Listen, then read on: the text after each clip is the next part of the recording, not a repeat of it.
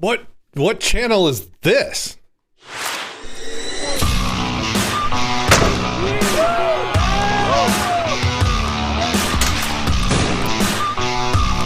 He has a plan, she has a plan, and you get to pay for it regardless.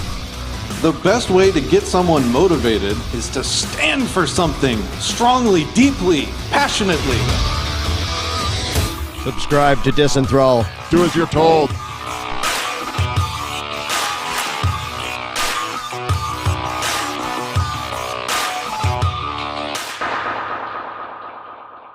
Greetings, survivors. Welcome back to Disenthrall. I will be Patrick Smith, and today I have with me my partner in victimless crime, Kaysen. Welcome back, Kaysen. Good to have you. Hello, hello, humans that have not yet been infected with the disease. It feels good. It feels good to be back on this channel. We have been off with the only streams that we've done have been like the special events, charity events, and stuff like that for several months. And I've been doing a lot of Anarcast shows, but it just has a different feel.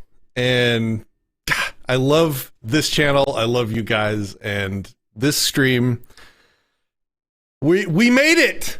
We made it. We are at the end of 2020. Ladies and gentlemen, congratulations to all of you. Well done. Those of you that are somehow survived. And I want this stream, as we kind of say goodbye to the garbage fire that was 2020, to just be a chill, relaxing stream where we talk about some fun things and interact with you guys, the audience that are with us on this amazing channel that has been growing pretty quickly lately, thanks to a lot of other streamers giving shout outs.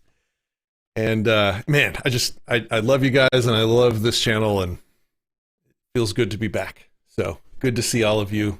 Good to see you, Ancap, Phobes, Daniel, Broccoli. Nice. Awesome. Broccoli died of COVID. 21. Shit. Shit. This is the ghost of Broccoli typing now. All right. So there's a couple parts in the show where I think I'm open to having people maybe join in on voice. So we can try and do that through our Discord server. Or we can have you on Skype if you have important thoughts or points to make about some of the stuff we're going to talk about. So if you would like to participate or think you might want to get those apps fired up, and we can get going. ANCAP Gamer is a mod over on Twitch, pulling the levers over there. So thank you again, ANCAP Gamer. Good to have you guys. Okay. So everybody breathe in. And breathe out. 2020. Holistic breathing. Yes. We are done. We made it. 2020 is over. I remember at the end of 2019, I said terrible, terrible things about 2019 on this channel, and then 2020 made me regret it. So, I'm going to be careful not to say too many terrible things about 2020, but man, I am glad it's over. A lot of good things happened in 2020, right, Kaysen? I would say some good things happened to some people in 2020. There was a lot of lessons learned. There was a lot of growing opportunities for many people and many businesses. Businesses that never, ever would have done remote work have now done that. So that's a huge win for humanity right there. If you're into the whole, reduction of carbon monoxide and whatnot in the air or CO2 emissions, from cars, it's like, sweet, now people aren't driving as much. The roads are safer, deaths are down on the roads. That's exciting. Yeah. And we did a lot of cool things in 2022. Like, I think we started off, we had some shows from that psychedelics conference. I had an interesting conversation with Luis. I was just thinking back to all the stuff that we've done on the channel. We had an amazing sort of mini documentary on the Dagny Dagger in Arizona. That was a blast to go and see and create. A blast? A blast? A blast! Oh man, my memes are broken, or there would be like a sound effect for that. Yeah, the dagger, assuming Anarcast, that was cool. That's true. That happened in March. So we're 9 months into Anarchast. I think I've done 35-ish episodes of Anarchast. That's been wild, guys. That's been wild. Like, I know I enjoy broadcasting on Disenthrall because, like, y'all are my people. Like, we know each other. You know what you're getting from me. I know what you enjoy getting. We're in a relationship. That's nice. Anarchast, that audience is wild. It's totally different, and you know, there's been some growing pains. There's been some good and some bad, and I've enjoyed it. But man, this feels like home. So, I forgot we're on Facebook. Wow, yeah, I've that's a foreign land to me now. That's crazy. Greeting Judy on Facebook. Yeah, Sachet NP says 2020 turned me from a statist to anarchist in 3 months. Seriously? Well, that's some pretty epic wins right there. Well done. That's awesome. Maybe what was Sachet? Yeah, go ahead. Well, I was just going to ask Sachet, what specifically was the thing? Like, I think it'd be fun to have you hop on and actually talk about it. That could be a fun discussion. Or if not, just throw it in the chat. What was kind of the thing that opened your eyes to the idea of anarchy? So, I wanted to know, Kason, have you learned anything that you didn't previously know in 2020? So I'll start with the bad to end on a good note.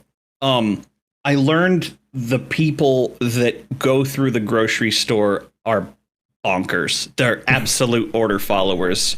I've imagined prior to 2020, I imagined like, man, if I lived in Nazi Germany, do I think that the people around me would be on the side of the Nazis or the side of some kind of resistance? And I always just assumed that most people were generally very thinking for themselves, one might say. Yeah. No, that's not the case. Pretty much everywhere I go, it's like, hey, where's your mask? Why aren't you doing what everybody else is doing? Why aren't you afraid? But on the converse, some of the people that I do interact with, I've been inspired by kind of what they do. So I know a guy, he owns a brick and mortar business. And on his brick and mortar business, on the front, he has a sign with some faces, and it's like, masks are welcome, but smiles are too. And I'm like, that's the most gangster thing that someone who is, let's say, more of a conservative type could do, because it's literally disobeying the mandate, right? Like disobeying the rules. So that was encouraging. Pivots in business, like the thing I mentioned earlier with remote desktop or remote work, that's freaking cool. And I don't think that's going to go away. Even if tomorrow all the whatever bans were lifted, I think that would be here to stay, because people have tasted the fruit of working in their PJs, and that ain't going away, baby. And it's going to have like farther reaching effects than that. It's going to be modifying economies of large cities in what I probably expect to be great ways. Because if I can go out and live in the middle of nowhere and not have to put up with the retardedness, this is the thing I learned in 2020. Big cities are not as much fun as I used to think they were. Because when it's just something about like when you stack enough people on top of one another that they all turn into little tyrants. And my faith in humanity has been significantly lowered. I mean, we've talked about that in previous streams, but like the cool thing about the remote working thing that you're talking about was that we can go out in the middle of nowhere and do the exact same job for a lot of professions, not all obviously, but for a lot of professions, they can be done anywhere, which means that people no longer, for a lot of professions, have a need to cluster together in these large cities anymore. What's that going to do? Well, it's probably going to lower the overall income of people in cities, which is either going to make cities less attractive, or it's going to, lower all the value of everything in the city for living here. It might get people to disperse, which might make the bigger cities more livable. I've even been considering, I'm a city boy. Like, I'm a technologist city boy. I love my toys, my fat internet connection. I love that kind of life, but I've even been considering like getting the hell out and just getting away from all these people that it's clear now love controlling me and love virtue signaling at me all day, every day. So that's one of the things I learned this year, at least. There was this study called the Rat Park study. I don't know if that was the official name, but that's what people call it. Do you know what that is, Patrick? Have you heard of this? Is this the one that ended terribly? For the rats, yeah. But check this out. I'll share my screen for a sec if you can put it up. So basically there was this thing called Rat Park experiments. And in it, they basically gave rats kind of like a small cage, and they were really cramped and crowded, and they really liked taking drugs a lot. Like they tried to avoid all of these problems. But then there was some kind of follow-up experiment where they gave them lots of room. Let's see if I can grab Rat Park pictures. We'll go through and just see what we can get here. Oh, no. So one of them was like this. It was a nice rat park where they didn't like heroin. There was, or not heroin, morphine. There was morphine-laced water and normal water. And the rats wouldn't get addicted to the morphine. They would just sip it every once in a while. And then there was another rat park where they just caged them like this. Oh, here we go. Cage consumption was up to 79 times higher than Rat Park for the caged rats. And it got me thinking whenever I learned about this, what if the Rat Park is kind of similar to humans in cities? Like we're all squished and cramped together. So people get kind of neurotic or aggressive or addicted to drugs, common in inner cities. And if people spread out and have more space to themselves, they feel more comfortable, they can calm down, stuff like that. I've wondered in this great reset time that we live in, if that's a side effect that's coming down the pipe. Well, I mean, it's certainly hit me hard. Like, I'm no farmer, and I doubt I'd ever be a good one. But I'm certainly wanting to get away from people a lot more and have some space to stretch my arms. I even found myself contemplating like the van life, where you get like, I talked to you about this, where, you get an RV and just no longer have a permanent address and just, it's starting to have an appeal, although it's totally off the table for me for a while with my kids and stuff. But we have Shepard. Hey, good to have Shepard here from Shepard Thinks. And I'm so glad that people are starting to find his channel. Really good stuff. Good to have you here. Sachet, I think, answered your question on the anarchist thing. He said, came across Patrick's videos on YouTube, praised the algorithm. That's amazing. And the Midas touch of common sense did me well. Anarchism encouraged me to think for myself, changed my life. That's awesome. I always want you to think for yourself.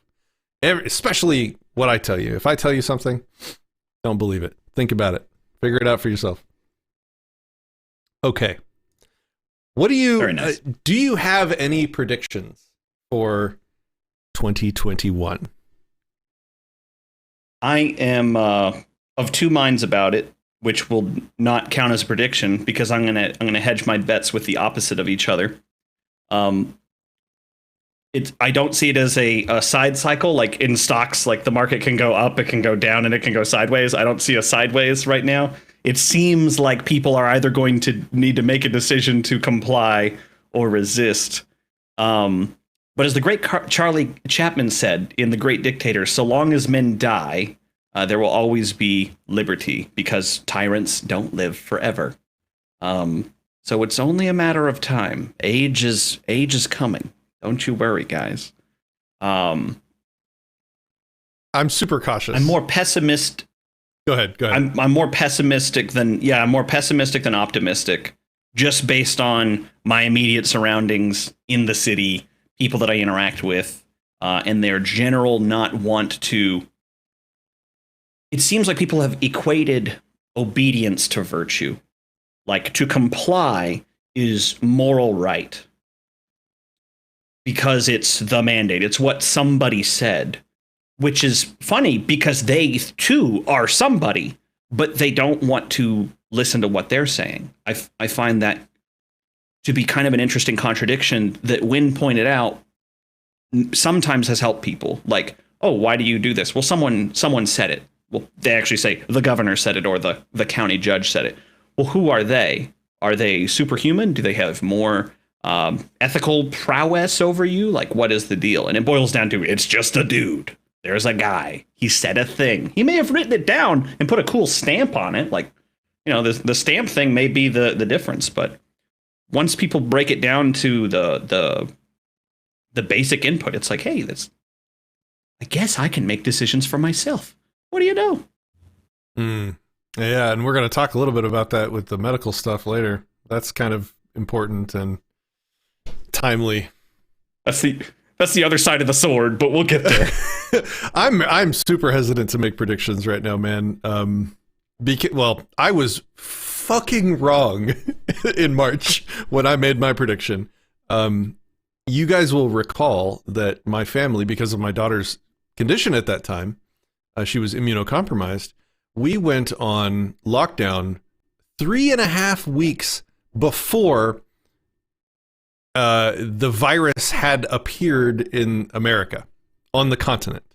So before anybody else was like buying out all the toilet paper, we were already saying, okay, well, we've heard this thing has a incubation period of 2 weeks or whatever.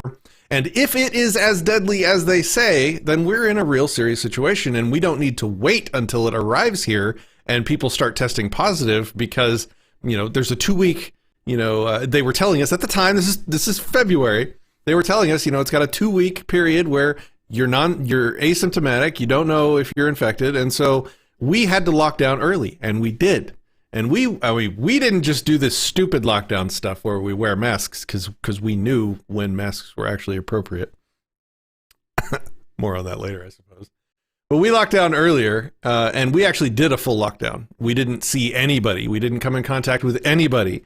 We even had our groceries delivered, and we had a medical sanitization procedure for the groceries that were dropped off. We had a clean side of the counter and a dirty side of the counter. And, we wore gloves, and as items were moved from one side from the dirty to the clean, they were sanitized. Even food was like microwaved for X number of seconds to kill anything on the food that could be microwaved before it was stored or whatever. Like, we actually did the lockdown that would have actually been effective. And it was against my doctor's medical advice at the time. He's like, you don't need to go like full crazy lockdown yet, whatever. We don't know. We don't have data yet or whatever. But that didn't make any sense to me because, again, if it's got a 2 week period, you got to be careful. I've talked about all this before. I won't go through it all again. But then once we started getting data that it might not have been as much of a problem as they were telling us, we stopped. We went back to pretty close to normal life as we could for a while. I mean, minor precautions until later on when we actually got data. But like come end of March, or what was it, March, April time, when the world was nuts and everybody was freaking out about masks and not having toilet paper and there were shortages and everything, I really thought that, and this was my prediction, I said, give them 3 months of this mask-wearing, social distancing nonsense, and people will have enough. They will get sick of it, and they will start, raging and demanding normal life return. Boy, was I wrong. 9 months in now. 9 months in. People, 9 months, that's a pregnancy. Like, there could be a kid born that has no experience. I mean, really, 9 months ago, there could have been a kid born that has like no experience with anyone outside the home not wearing a mask if they're inside of certain cities. I think that's wild. I wonder what the downstream repercussions of this will be.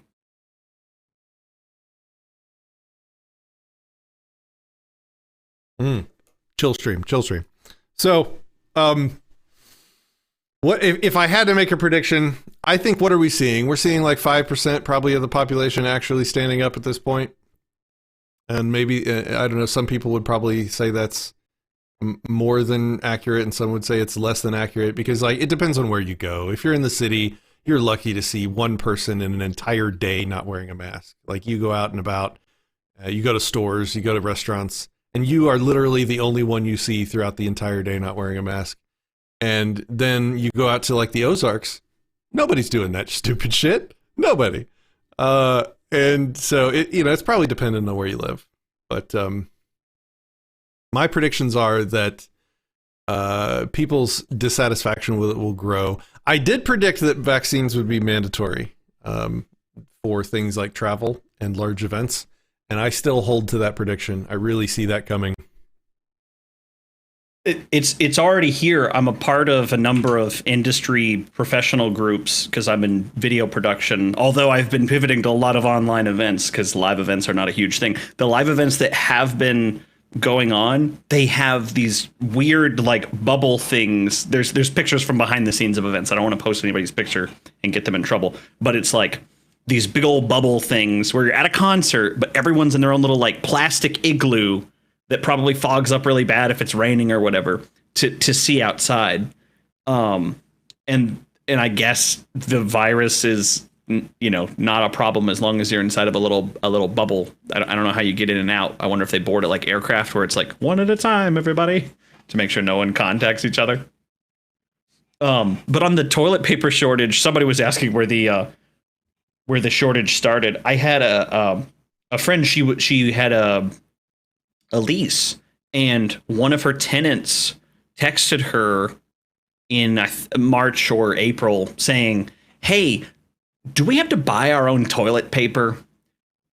Because they couldn't find any and they were just going to use hers. And it blew my mind to wonder, like, people are really not ready for an interruption in the convenience culture that we partake in, and it has a massive upside. But man, oh man, I got like months of toilet paper stocked up before this. Like, that's just the way we do. Weird. Sachet asks, do you think countries will start enforcing more lockdowns to control the spread of the new UK variant? Apparently there's a new variant, or whatever else pops up. I mean, we have it on the list to talk about the medical government industrial complex, and that kind of leads directly into it. So I guess why don't we start with that instead of the other stuff? We had a viewing party in the Discord server yesterday evening where we watched the documentary. We watched part 3 and a little bit of part 1 of the documentary. What was it called? Plandemic. I don't know if you guys have heard of that. Plandemic, yeah. And there's some highly questionable stuff in there, and there's some really probably very accurate and obvious stuff in there, like the media is biased. Oh, okay, yeah, I'm with you. There are conflicts of interest in the government employees that work for the CDC and other health-related regulatory agencies. Oh, yeah, okay, yeah, I kind of already assumed that. Yeah, I agree. And the documentary is probably made for like the normies or whatever, but who I guess might be like, oh, are there really conflicts of interest with Fauci and blah, blah, blah. It's like, yeah, come on, dude, this is government. We got this. It's terrible. But one of the things that the documentary tried to make the case for was that the virus was created and released intentionally so that the pharmaceutical companies could research and produce a vaccine, which would then be added to the vaccine schedule, which is regulated by the government, which will then cause, all of the doctors to start prescribing the vaccine, which will be basically effectively it'll be a money printer. It's printing money for the pharmaceutical companies.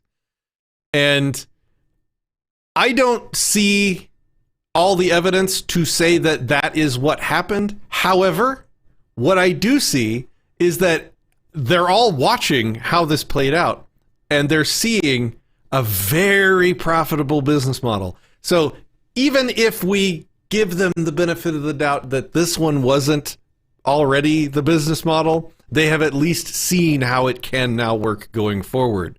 So to me, if I assume an evil pharmaceutical company, I'm going to say, oh, well, how about we, somehow secretly, covertly release the virus, develop a vaccine, and continue to print money, every 3 years, just from now on. Like, that is a very dangerous. It's not the pharmaceutical companies that enable the danger. It's the government and the vaccine schedule that is controlled and regulated and officiated by the government agency that enable the money printing. That plus intellectual property, which is another thing that we often talk about. Like, you're about to say something. What? No, I just you hit the nail on the head with IP, where they're gonna patent whatever it is and sell it at an extreme markup, even if the formulation, when it's all said and done, is relatively simple, assuming it's all hunky-dory stuff to begin with. So the reason why these pharmaceutical companies want to develop unique vaccines and medical treatments and stuff like that is so that they can patent it. And then once they're holding the patent, they use their massive $200 billion a year, I think it's $billion a year lobbying group to influence politics to get their new vaccine on the vaccine schedule. Now they've got all the keys to they have all the locks and all the keys. They've got their product basically on the list of things that everybody's going to get because they bought the political influence to do it. And they also have the patent, which means that they're the only ones that can produce it, or other people that produce it have to pay them for every dose or whatever that goes through. That is a dangerous, dangerous situation to have in our medical industry. Like there's a vicious cycle, and this is what I was just thinking about yesterday. I wanted to rant about it. It's like, if you didn't have the government, if you didn't have intellectual patent protection, then this whole cycle, what are you showing us here? Oh, just the top 20 lobbying spenders from 99 to 2018. Pfizer's up there, Merck's up there. Just in the background, just showing it as far as the millions of dollars that they're spending to work on the government to pass legislation that's, just a little scritchy scratch in the direction that they want it to be. Yeah, and so like the government and the federally sort of mandated vaccine schedule and vaccine regulation enables this, gives them a lever to stand on one side of to print money, and also the patent system is in a massive way. Like in the documentary, and this is totally feasible. Like, this is very plausible. I'm not in conspiracy land when I say this. But like, they delayed certain medications or treatments for diseases, I think they were talking about AIDS at the time, until they could get the patent framework in place to fully monetize that intellectual property, which left people untreated for 2 years, likely leading to many people's deaths. So a lot of times when we talk about intellectual property, we talk about, how are musicians going to, be paid for their songs? And we wouldn't have any good movies, or we wouldn't have any good software without intellectual property. If you don't let these people monetize their stuff, and again, this, funnily enough, Yaron Brook, I just saw he's live right now, would vehemently disagree with this anti-intellectual property stance.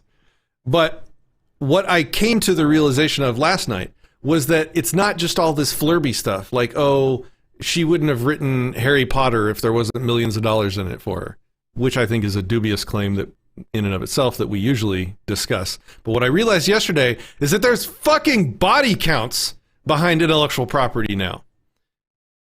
Like, you allow pharmaceutical companies with medical treatments and medicines to be protected by the guns of government's patents. You have bodies behind intellectual property. So that will be my new intellectual property counter argument going forward for sure. That probably deserves an entire video in and of itself.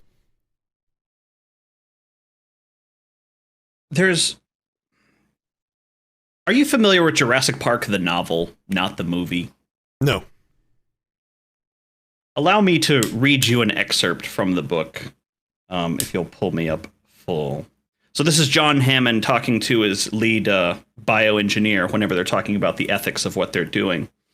Hammond says the original genetic engineering companies like Genentech and Cetus were all started to make pharmaceuticals, new drugs for mankind.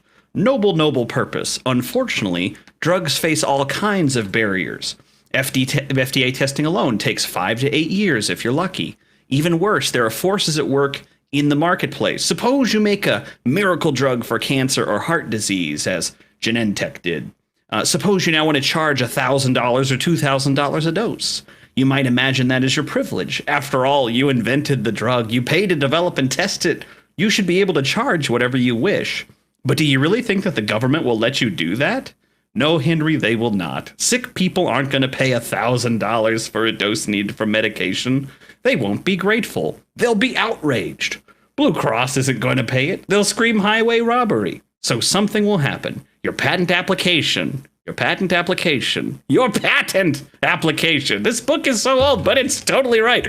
Yeah. As far as patenting this stuff will be denied. Your permits will be delayed.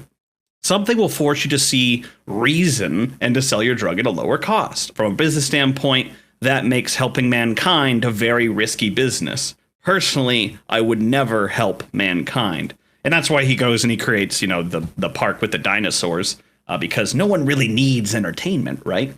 But I listened to this book recently, and I was like, man, it's interesting how the public thinks, when I say the public, certain individuals that we call the public think that if something is invented, they're entitled to it. But conversely, and I would say that's wrong, like because somebody has invented a thing that can help you, you're not entitled to it, right? But conversely, the opposite thing is starting now, where companies think they're entitled to a certain product, not only to profit from it, as in IP, to where no one else, but also to prevent everyone on the planet from manufacturing that thing. So if someone patents a vaccine and the vaccine is actually 2 cloves of garlic crushed together with some salt in it, I'm not saying that's not actually a thing, FYI. But if that was the thing, they'd want to slap a patent on it and prevent everyone who has garlic and salt from producing that thing. I remember a conversation that you and I had at one point about 3D printing and what 3D printers are doing in the market, because I think you had some kind of cup or spoon for one of your kids that you needed to modify for their grip. Is that right? Yeah, it was a baby food spoon. Yeah, and I'm sure somewhere down the line, someone's going to print something that's patented and there's going to be a big fight over it, which I wonder what the courts are going to think of that kind of thing. Like, no, you can't do what you want with the thing that you have, even though you bought it and scanned it. Yeah, I think I did a video on it a long time ago. Was a genius. We had a baby food spoon that my kids really liked that I think they stopped creating, and it was by a big company, Johnson & Johnson, or one of the big companies that make baby products. And so I scanned it and I modified it slightly, and then I 3D printed a bunch of them, and I violated the hell out of their intellectual property by doing so. But that is the kind of paradigm shift that 3D printing brought to the world, in the same way that guns was a paradigm shift in the power structures of involuntary coercion. It's like now people can actually defend themselves. Well, 3D printing is a paradigm shift in intellectual property, in the same way Napster was, and MP3 files and the ability to send music to each other was, a huge disabler of intellectual property. And of course, now we have movies that we all can have. I have a NAS over there on the corner that has a massive multi-terabyte archive of movies and music that is totally under my control in violation of intellectual property. Okay, well, these things are kind of flowing together a little bit. These topics are interesting. 3D print a new government, says Cop Block Hot Springs. That is comment of the evening. That's hilarious. Yeah, well, now you can 3D print guns to free yourself of government, which is nice. And you've seen our videos on that. Let's see. Where do we go from here? Which of the topics do we go to next? I think let's Go ahead. No, go ahead if you have one you want to hit. Yeah, go for it.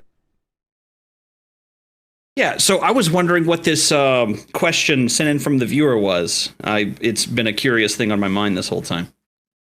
Yeah, we have some viewers that send me questions quite frequently, and quite frequently I make the mistake of responding to them in text in whatever platform that they ask.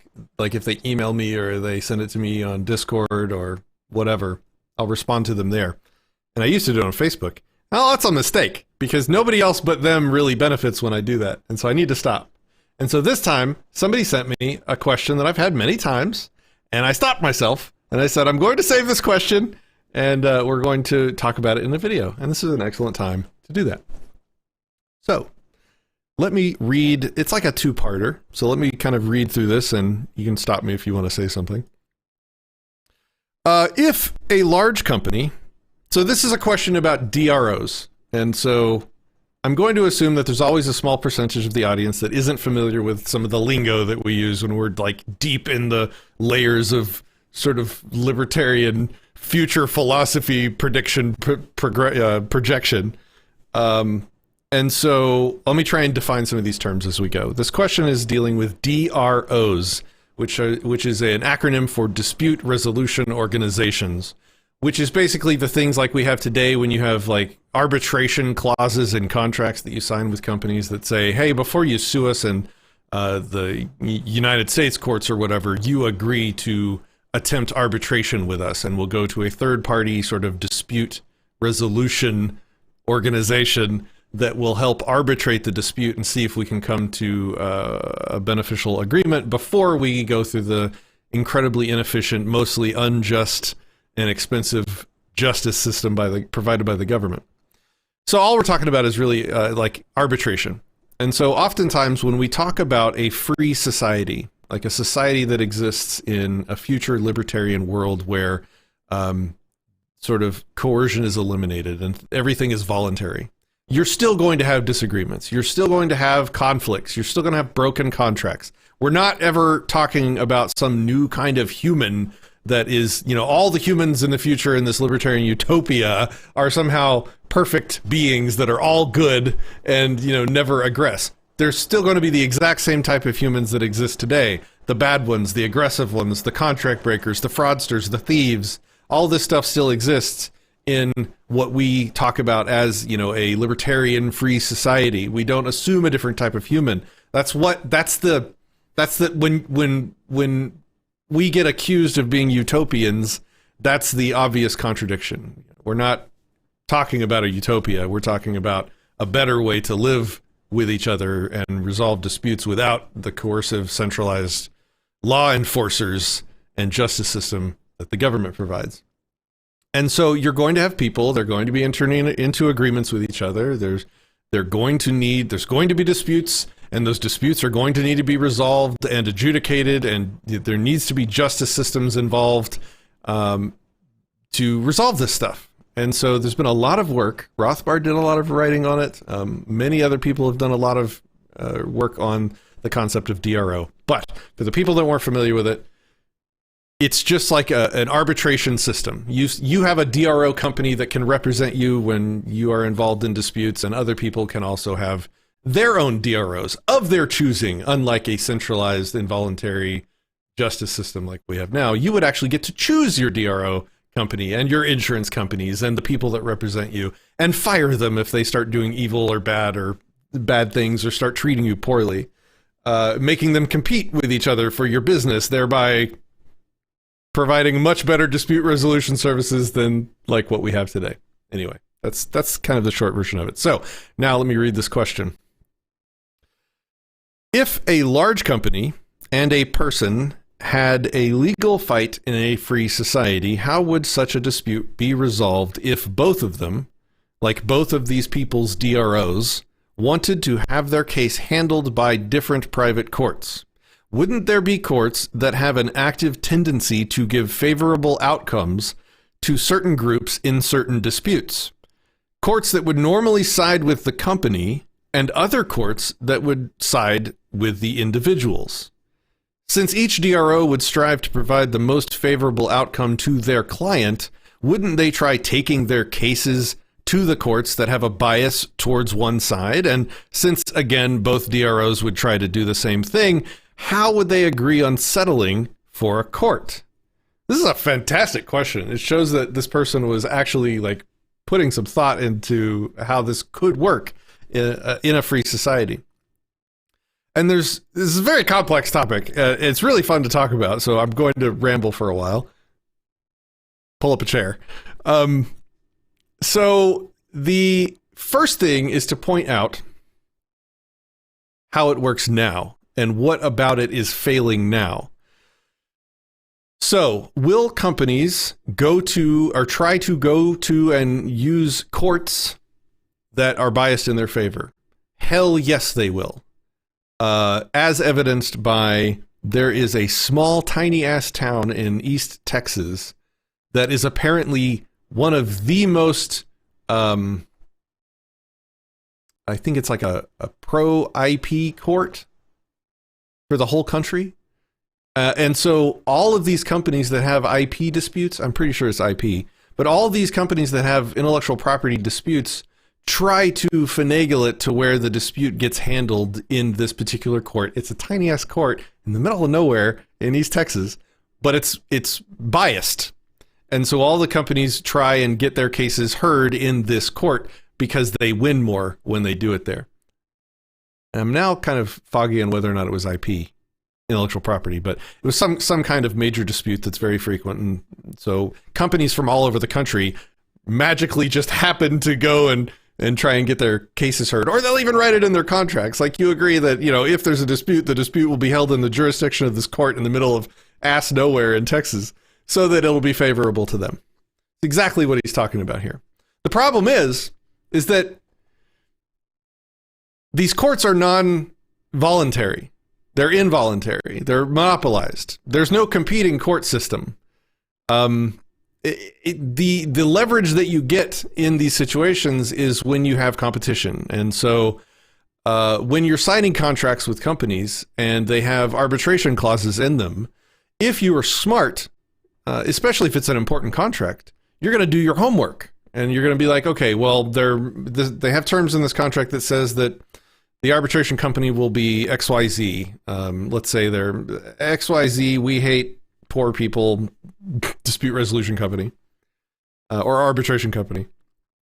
If you're smart, you're going to do your homework and you're going to make sure that you don't sign contracts with those terms, because that wouldn't be fair. You're going to reject that contract before it even becomes a thing and before it even affects you. Thereby making courts compete to make sure that they are being fair and balanced and not biased towards any industry. Because the moment they get a reputation, or the moment that somebody can show data that a specific arbitrator, dispute resolution company, or court system has a bias, well, people signing contracts are going to stop using them. They lose money, they go out of business, or what will likely happen is the board of directors would freak out, fire the people that ended up judging cases in a biased way, and probably run a PR campaign to correct their image and correct their behavior before their company tanks and their stock price drops or whatever. So there's internal mechanisms in the corporate structure that would kick in once they started getting negative press, in a lot of the ways that you see, companies try and correct their behavior, certain behaviors today. So that's the first thing, is that you need to be, when it's a court system, you often don't have choice over the jurisdiction. That's the first problem that we have today. But in a free society, you would be able to negotiate your contract terms to include an arbitrator or a dispute resolution company that wasn't biased. And if the big company in this equation refused to find a neutral DRO to resolve the disputes, they would lose your business. They would start losing business, and their competitors would provide their service and include in their contracts a more neutral and unbiased DRO company, and in so doing would attract the business of the poor people, of the small people, like you were talking about in this scenario. Which, it's the magic of competition applied to dispute resolution. It's it's very, very important to the balance that corrects the problem that you're talking about here. So let me read. Kason, if you had anything on that, go ahead. Otherwise, I'll read like part 2 of the question. Nah, go ahead. All right. Another one I just thought of is that DROs used by large companies would be able to bleed more cash than DROs used by workers. So wouldn't this advantage play a role in the courts they use, since the longer the decision to decide on a court takes, the better the odds of the wealthier DRO to choose the court that offers their client a favorable outcome, since the poorer DRO wouldn't be able to prolong their operations to the extent at which wealthier DROs can. And in the end, the poorer DRO would have to acquiesce to the demands of the wealthier DRO's choice of courts. So it wouldn't be necessarily one DRO or the other's choice of courts. It would be a competition in a market with pre-negotiated contracts. That's kind of the key that is missing from this entire question, is that when you sign a contract, or when, like, let's say you start a business and your business is signing contracts, you would want those contracts, insured and covered by your insurance company, and you'd want that contract covered and represented by your DROs. They would be involved in the process, is what I'm saying. You would probably, if it's an important contract, you're going to want to involve your DRO and your insurance company to make sure that they're good with backing you up on it, and they're willing to insure it, or they're willing to resolve disputes surrounding it. And the person that is on the other side of that contract is going to be doing the same thing in their interest. This happens today in contracts signed today. Like, both sides will negotiate sometimes for months over the terms of a contract to make sure that little fine points of balance are meted out in advance, so that when the time comes that there is a dispute, that's what contracts are for. It's like pre-resolving disputes. The main purpose of contracts, obviously, is to transfer property, but the secondary main part of contracts is to sort of head off disputes at the pass before they become a thing, to pre-agree on how things will work without it. So hopefully that answered that question. I love those questions. I'm happy to take as many of them as you guys ever have. Well, in something that a lot of people, not many people that necessarily are plugged in and full on ANCAPs, but in just general discussions with people about, hey, have you ever considered anarchy? The whole concept of people being able to rule by voting, kind of silly. One of the things that people bring up a lot is whenever it comes to like dispute resolution, they want a 100% guarantee that there will never be a problem. Kind of like how you were saying that people won't become like perfect angels if all of a sudden freedom was tomorrow, right? People won't become perfect angels. People are flawed and will make mistakes, and some are bad actors. But what I think gets missed in the discussion a lot is the comparison to what currently exists. So whenever the standard is set to perfection, if you look at the currently existing system, as far as dispute resolution is concerned, you have the police, the courts, and the legal proceedings that you can do, whether it's civil or criminal, right? But according to a case called Warren v. District of Columbia, basically some people heard some bad stuff going down. They called the cops. The dispatch said someone's on the way. And there was a decision that and this still stands today, as far as I know, the District of Columbia Court of Appeals affirmed that the trial court's dismissal of the complaints against the District of Columbia, because the duty to provide public services is owed to the public at large, and absent a special relationship between the police and an individual, no specific legal duty exists. In other words, somebody called 911, asked for help, didn't receive that help, terrible things happened. The person then sued, not the person that the terrible things happened to, but another person who made the call, I believe, sued the government and lost, with the argument of, well, we owe protection to the people, not a specific individual. But the people, in fact, ought to encompass all individuals if they're going to claim a monopoly on that service. So I think it bears comparing what could be versus what is, rather than what could be versus perfection, which I don't think anyone will be able to achieve perfection, but anybody who can approximate it stands to make a lot of money, which the profit motive is a really strong motive for people. So it's almost like every concern that somebody has is a great business venture on how to solve. Like if they could come up with a way to circumvent any problems that they see, whether it be in DROs or some other service. So anyway, that's the Cop Block Hot Springs asks, so what does that mean your DRO will engage foreign DRO on your behalf? Yeah, the idea is that you would want representation for protection. So in general, like right now, the government provides protection. And you know the kind Cop Block, you know the kind of protection the government provides, right? It's terrible. In fact, it's probably the opposite of protection. And its justice system, probably the opposite of a justice system as well. But what that does to the normies is it makes them think that they are protected by police and think that they are protected by a justice system, so that when they're in a dispute, and I'm sure you are well aware, there's probably some cop watchers out there that go into it, you know, expecting the cops to, you know, be decent guys, and you know they expect the justice system when those cops abuse them and break the law and violate the law by arresting the people that are just recording them. They then expect the justice system to appear on their behalf and protect them and do justice, and then they're surprised when it doesn't.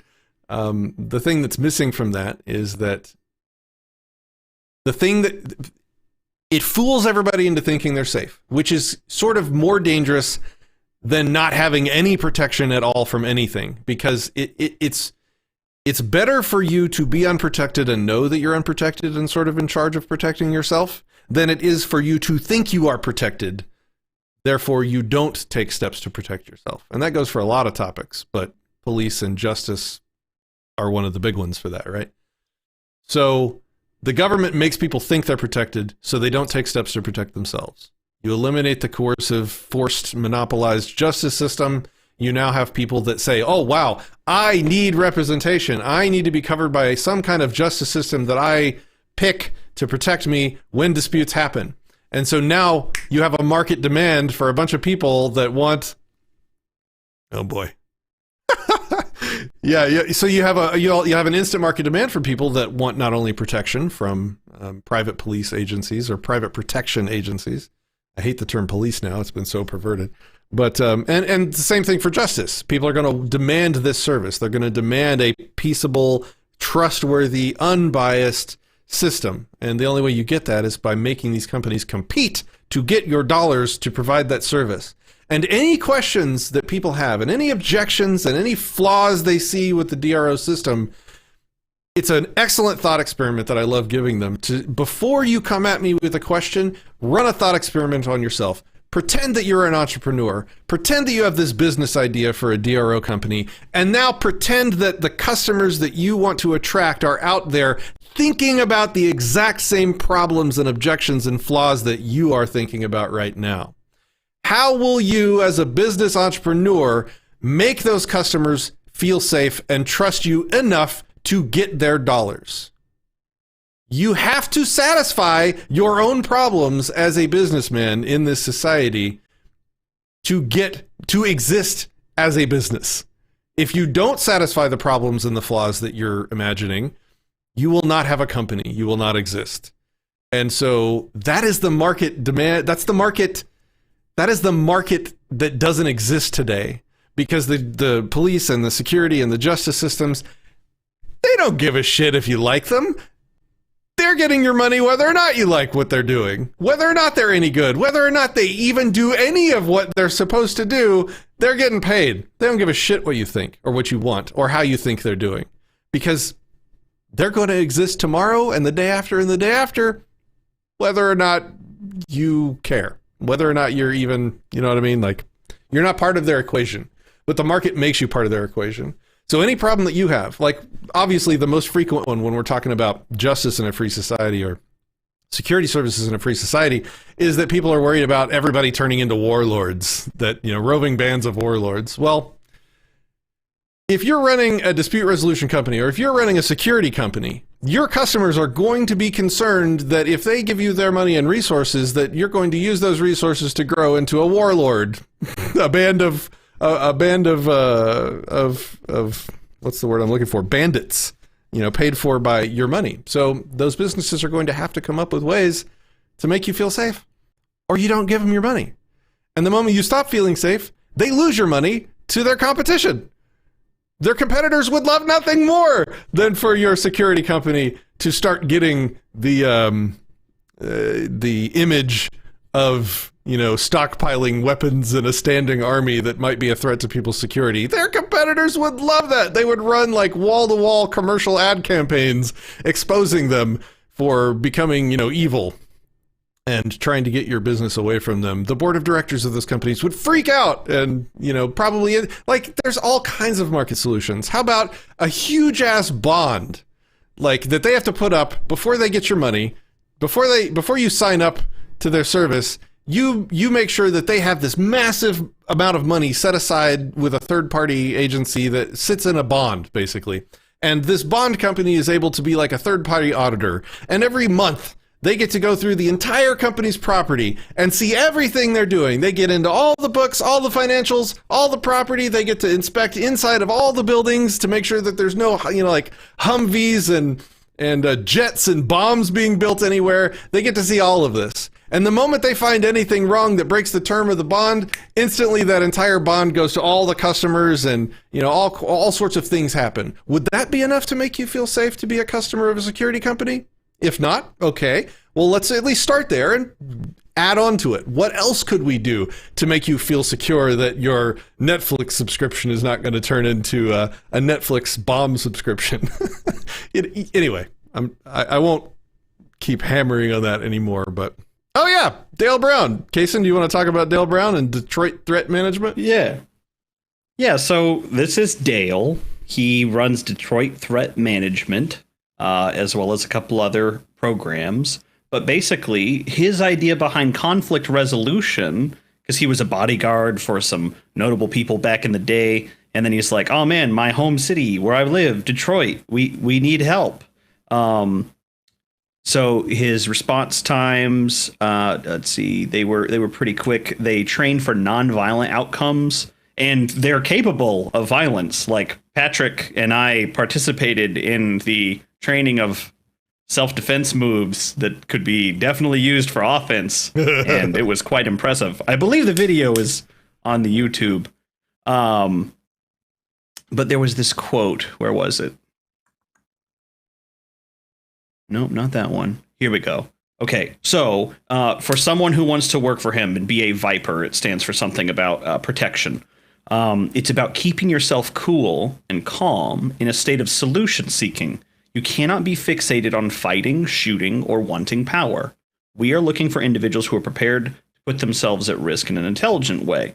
And I remember whenever we were talking to him in Mexico in Acapulco, that he was talking about the goal of him, or his mindset whenever going into a potentially hostile interaction, is that all life must be preserved. That I want to come out of this, and I want this guy that's kind of snooping around, I want him to come out of this. So he told me a story or an anecdote of how to chase someone away at 2 a.m. who's prowling the neighborhood. He walks up to the guy and starts offering him protection services. He's wearing his whole flak vest and all the fatigues, and he's very built and whatnot. He's like, hey, I was just walking around. I saw you out here. I don't recognize you, so I wanted to offer you protection services. I protect this neighborhood here, and just, if you need me, here's my card. Give me a call. The guy walks off, right? Because the guy knows that he's been made, so to speak. But I was like, man, compare that to an interaction of, what are you doing out here? It's 2 a.m, from like a cop, right? They turn on the lights, flash the light on you, and you can't just walk off. If you start to walk off, now you're really in trouble, right? So every time somebody brings up the concept of private police and how they'll turn into absolute dictatorships and whatnot, I think of this little group of guys, and I'm like, it's a cool story. Anyway, that's the thing. Yeah. So I have like two things left. One's small and one's big. One's investments, like a rant on investments and things that are called investing. And Yes. I also want to talk about the ethics of my mouth sounds. Which would you guys prefer? Ethics of mouth sounds, number 1 in the chat, or a rant on investments, number 2 in the chat? I have a feeling I know which one people are going to decide. In the meanwhile, Matt was saying, "What do you do, bro?" "I manage threats. I make sure they show up on time, make sure they're not drunk, and that they sure stay and make sure they're threatening enough." I thought that was awesome. All right. Okay, that's 1 for 1, 2 for 1, 1 for 2, 3 for 1, 1 for 2, Oh man, it's close. 2 for 2, 4 for 1. Would it be bad if I 5 forgot for- which one was number 1 and number 2? Hey, Patrick, you should follow your own advice and lead yourself. All right. So I think It's been number hiding 1, behind me this whole time. It's right there. number 1 was mouth sounds, right? What's up, Mark? Good to see you in the chat. Yeah. All right. I Oh, think Daniel, what number the 1 fuck? Are we voting? was mouth sounds ethics, right? Right? I'm Yes, terrible. show me your ethics. Okay. So this is going to be... Okay, so when you start talking, I'll pop you up.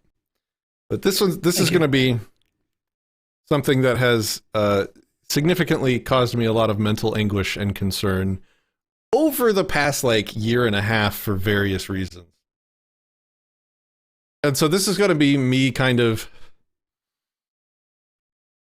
wanting to talk about it, to let it off my chest, and it's going to be me asking for your opinion, Kaysen, and your opinions, everybody watching. And again, this will be the opportunity. If somebody wants to come on, we can get you on Skype. And if you have any thoughts or things to say or questions, we can do that live instead of trying to interact with chat. But, chat is fine too. If you have a question or a comment, maybe preface it with an all caps question or comment so that we see it and we don't miss it. Okay, so the subject is basically this. Yeah, Kaysen, if you could do that, that would be helpful.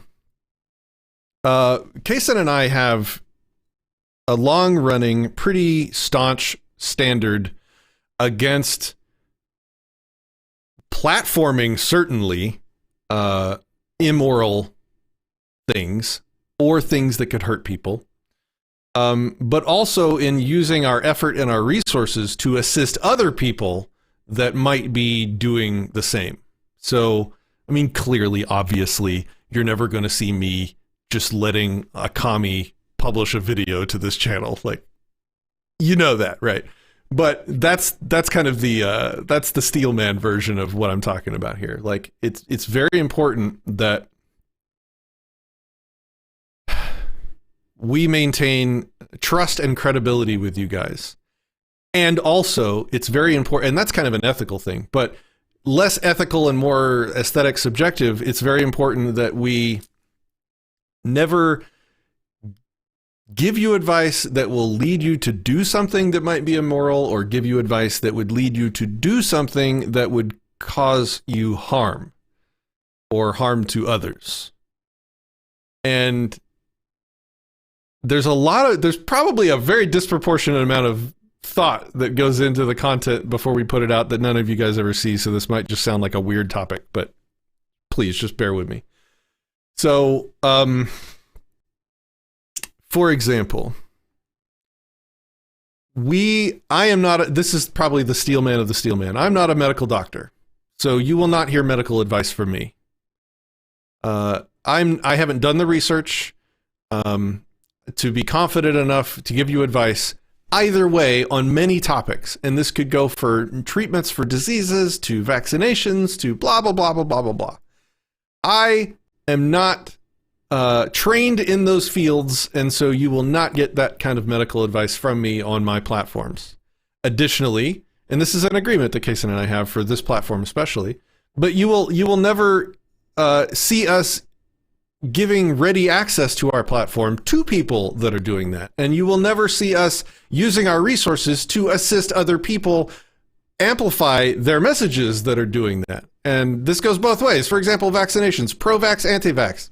We're not involved with that because let's say a pro-vaxxer takes a point and it ends up hurting somebody. We don't want that on our conscience. Ever. I never want somebody to do something because they heard about it, heard us talking about it on a show that ends up causing harm. Same for anti-vax. Let's say there's some vaccination that could have saved somebody's life and they came to harm because they heard our show talking out our ass about something that we don't know about. We put a lot of thought into it, and we've gotten pretty good at it, and it's pretty easy to do. We've turned down some bigger, pretty decent sized opportunities, especially in the libertarian space, because of this rule, and we're fine with that. That's fine. But there's this new thing. There's this new exception that's kind of slid in. That's a new case. It's a new scenario. It's a new variable, and that is audiobooks. And so it's different in a few ways. Like, let me start with, where should we start? I've done several audiobooks now. Let's start with No Treason, the Constitution of No Authority by Lysander Spooner. If you have not read this book, do it now. And you don't even have to pay for it. There's the entire audiobook I did is published for free on our YouTube channel and on all of our platforms. You can look at it now. You can listen to it now.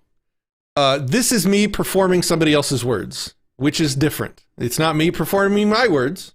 It's me performing somebody else's words. I have yet to do an audiobook, maybe with the exception of The Most Dangerous Superstition by Larkin Rose. I have yet to do a single audiobook where I have agreed with everything that was in the book. And every single audiobook I've done so far has had something in it that I found to be immoral or dangerous. And it's especially personal for me when I'm doing that audiobook because it's my voice and my mouth saying the words that I vehemently disagree with and that I think might hurt people or that I think might lead people to take an action that I find to be immoral. And that bothers me extra. It's like if I have a guest on my show, I will have a conversation with Satan, Hitler, and a commie on this channel all day, every day. And I will do my best to challenge them in that conversation. That's fine. I don't care because it's two-sided at least. You know, I'm at least there. Or if it's like somebody that's an expert in their field, I might make sure to have a counter-expert in their field and me moderate the discussion. I can challenge the points as my platform's being used for them. But with an audiobook, it's literally me with Patrick's voice that I really want people to be able to trust, especially on moral issues, saying things that I think are morally wrong.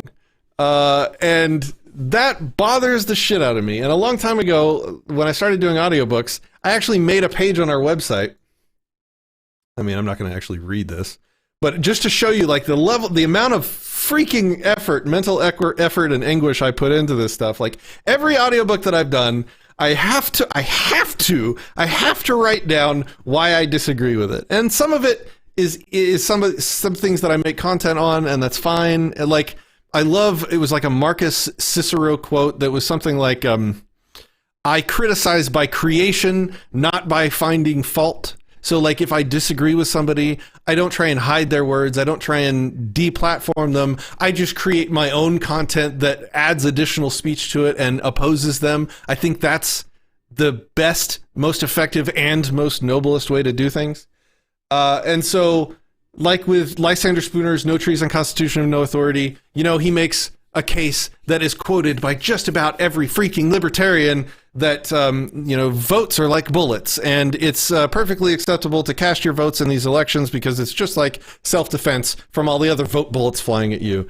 And, you know, I've made videos. I've done my content creation where I thoroughly, mathematically rebutted that point. I've made several videos on that. One pretty recently, I think.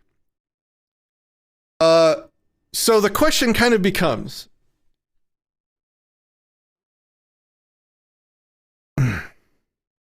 should I feel culpable for the work that I do in audiobooks that I either disagree with or that might lead people to do harm or immoral things? And I think it's like and I think there's a split. If people know who I am and they hear an audiobook in my voice, and I asked this question on Discord on our Matrix server to get people's opinions, and it was a totally mixed response, which was terrifying, but it makes perfect sense. Like, if someone hears an audiobook in my voice, they would assume that I, to some degree, endorsed the content, endorsed those words. If they didn't know who I was, then they would just assume that I'm some voice actor that does audiobooks, and they would not associate the content of the words to me at all. They would associate it to the author of the book, which is totally normal and what I do too. Like, when I listen to a book, I don't go look up who did the voice acting and blame them for the things in the book. So the right answer is somewhere in between here. It's like if my audience knows me and trusts me, like I really hope that I earn your trust and respect, then I have to be careful with my words and the things that I do and produce, so as not to violate that trust and respect. And I think I think the answer is, I don't know what I think the answer is. Let me go over some examples. Morality of voting and no treason, constitution of no authority. I think it literally will lead people to vote that wouldn't otherwise think voting was acceptable. And I think voting is using the guns of government to shape the people around you, to force the people around you to behave how you want most of the time. There are exceptions. I wrote an article about it on our website. You can find it here. Our articles, The Morality of Voting. I wrote a whole thing on it. It's pretty good. You guys should check it out. What else? Every book. There hasn't been an exception yet. Some of them have been more egregious than others. Defending the Undefendable 2, written by Walter Block, was written 20, 30 years ago. It uses some pretty inappropriate language about homosexuals and black people at several points in the book that definitely made me uncomfortable to have in my voice. In fact, there's some outtakes that I have shared with people privately that are just like, I'll be reading along through the book and I'll be like, blah, blah, blah, blah, blah, blah, blah, blah. What did I just say? It's like, it's hilarious. Like, anyway, so there's some bad stuff in there. So I write a paragraph or I create content about it. The book that I'm working on right now is and I haven't announced this yet anywhere, actually. The Controlled Demolition of the American Empire is a book co-authored by Jeff Berwick. And it has a number of things that sort of cross that line that I was talking about, especially with medical advice. And so I ended up writing some of the stuff on it that I disagree with, that I don't cover a lot. I cover medical advice, vaccines, vitamin K shots. There's a couple moments that taxes are talked about as like things that you're responsible for as part of the community. Corporations, you have a positive obligation to evade tax extortion. There's some anti-private business statements. And then kind of the kicker that brought this whole thing to a head for me, and the reason why we're talking about it right now, is that I hit this part in this book where they talk about chemotherapy as a treatment for cancer, and they make, some of the statements they make are ambiguous enough to be acceptable. They say things like, a lot of chemotherapy can be very dangerous and does kill people. True. But then they also make statements that are factually false.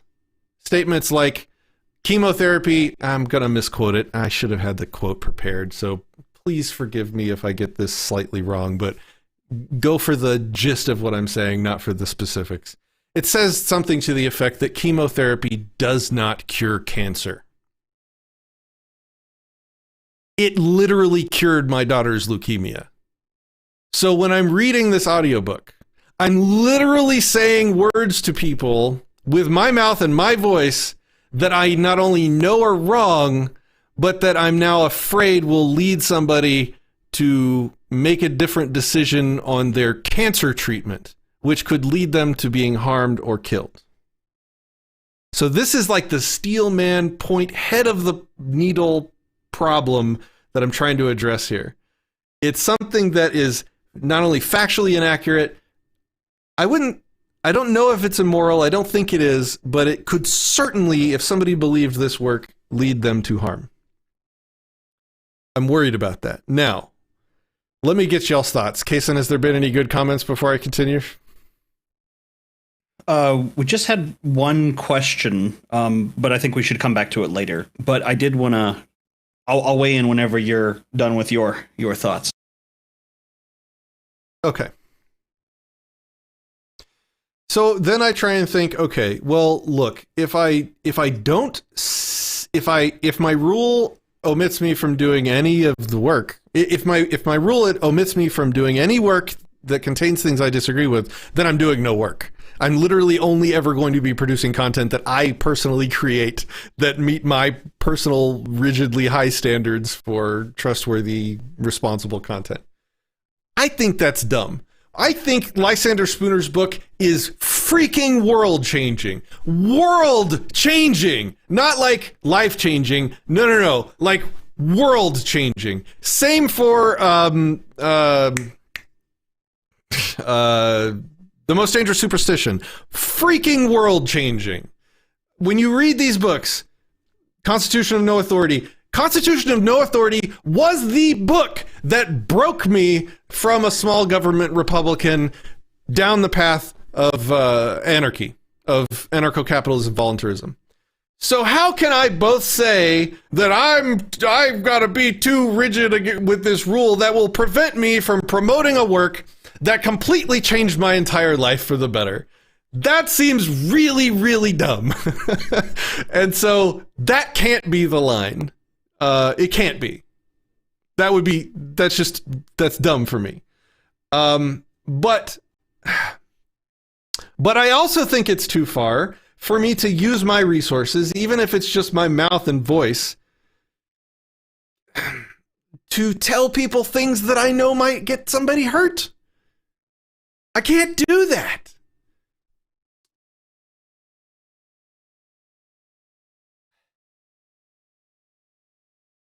So, how do I mitigate it? How am I able to do these books like No Treason and Controlled Demolition, but mitigate it? Number one,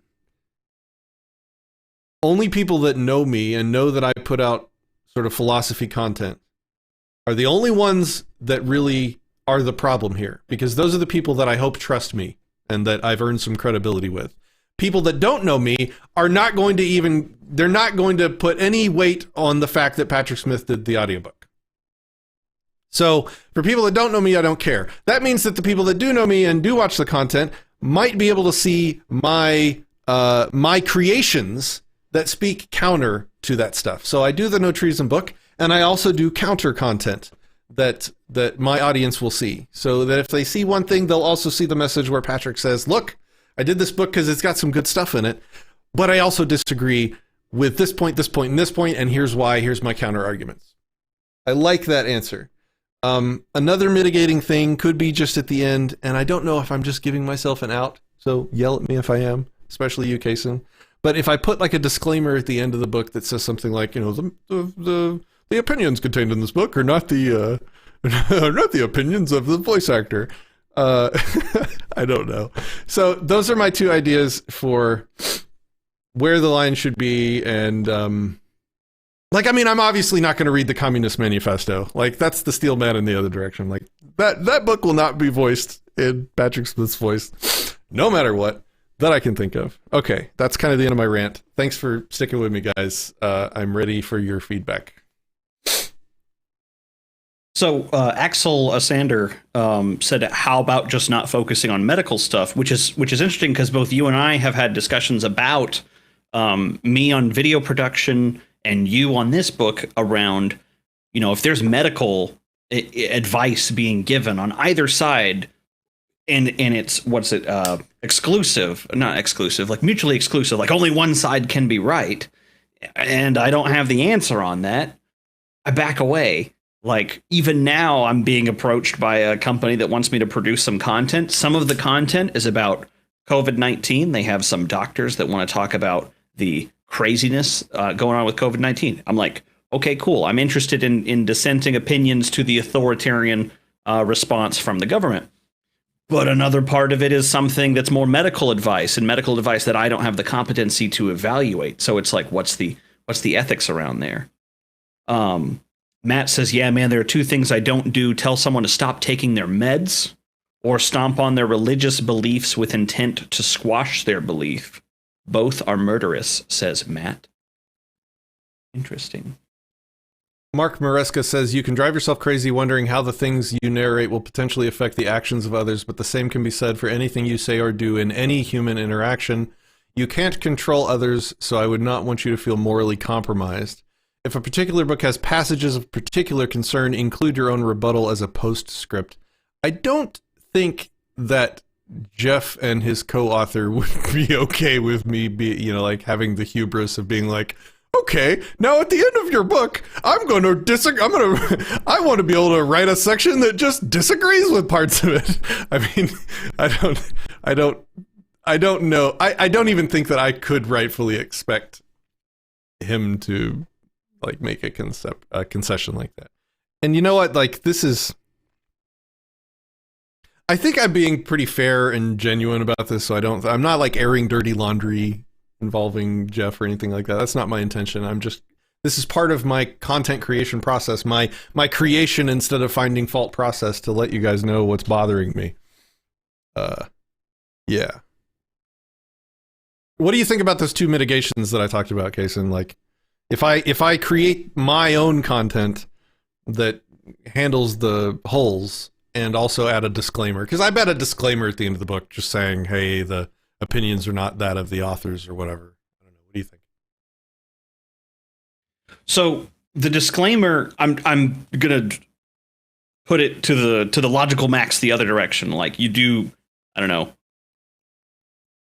recordings for Hitler, and then at the end of the recording say, I don't agree with it, but I am doing it. I would be like, well, surely the guy agrees. Whoever whoever broadcast Hitler in the 40s, they agree with him to some degree because they're platforming him. They're amplifying his message. They're taking a message that would have been about yay big and making it about yay big. That's part of the problem that I see with the media right now, where they take a story from the government and they go, oh, COVID-19, big story. Let's run this. We're going to run it every day, every single day for 9 months. We're just going to run that story again and again and again. So I don't think this is like from first principles ethics, because mouth sounds are, it's not first principles ethics, because mouth sounds are not interfering with somebody else's exclusive use of their property or right to exclude from their property, right? Right. But it's definitely possible to have a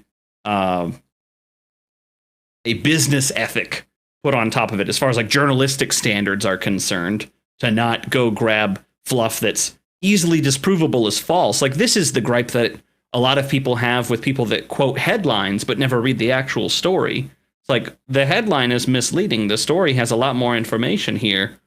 Why are you advocating this? There's something you said stuck out to me. You said, go ahead. Something you said stuck out to me. You said, that can't be the line to me, which is indisputable. If the thing that you were saying can't be the line was that you have to basically agree with every piece of content that you amplify, or else otherwise you'd basically create nothing other than what you create. Like, you wouldn't do many of the audiobooks, right? You're right. It can't be the line to you, but it could be the line to someone to never output something that you're not 100% on board with. Like, someone could have a strict vetting process, which could decrease the amount of stuff that they create in their life. They could be less prolific because of it. I mean, we do have a strict vetting process. Yeah. But I mean, even stricter, like 100%. So, all that being said, I'm trying to think if there's... I don't think there's an answer, objectively. I think it boils down to, what are you comfortable sleeping with?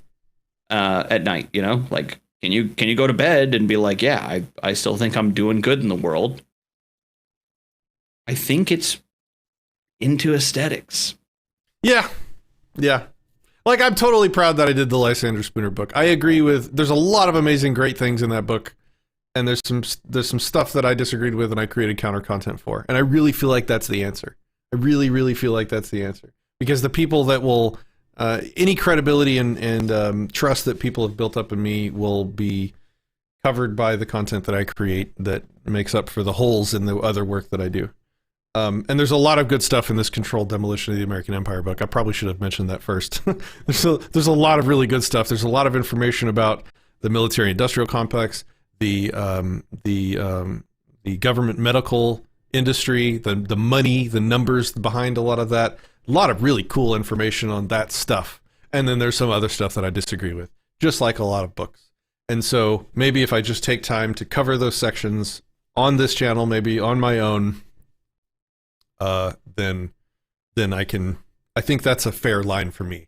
So I guess at this point I'm feeling pretty good. So I'm feeling pretty good with that position. Kaysen, if you disagree or want to move me from that position, please do so. Anybody in the comments, if you have any objections, say, hey, I think you're wrong. I think you should do it like this, and tell me how you think I should do it. So I want to give you a hypothetical. I'm going to flip the script and turn it into, rather than you being judged, you judge me for a second. So there was a time whenever I worked for the mainstream media, I cashed a check by producing shows that covered politics and talked about it in depth and advocated like, oh, this is a great idea. Like Greg Abbott was one of our guests often. So what would you say to me if I was still producing that show?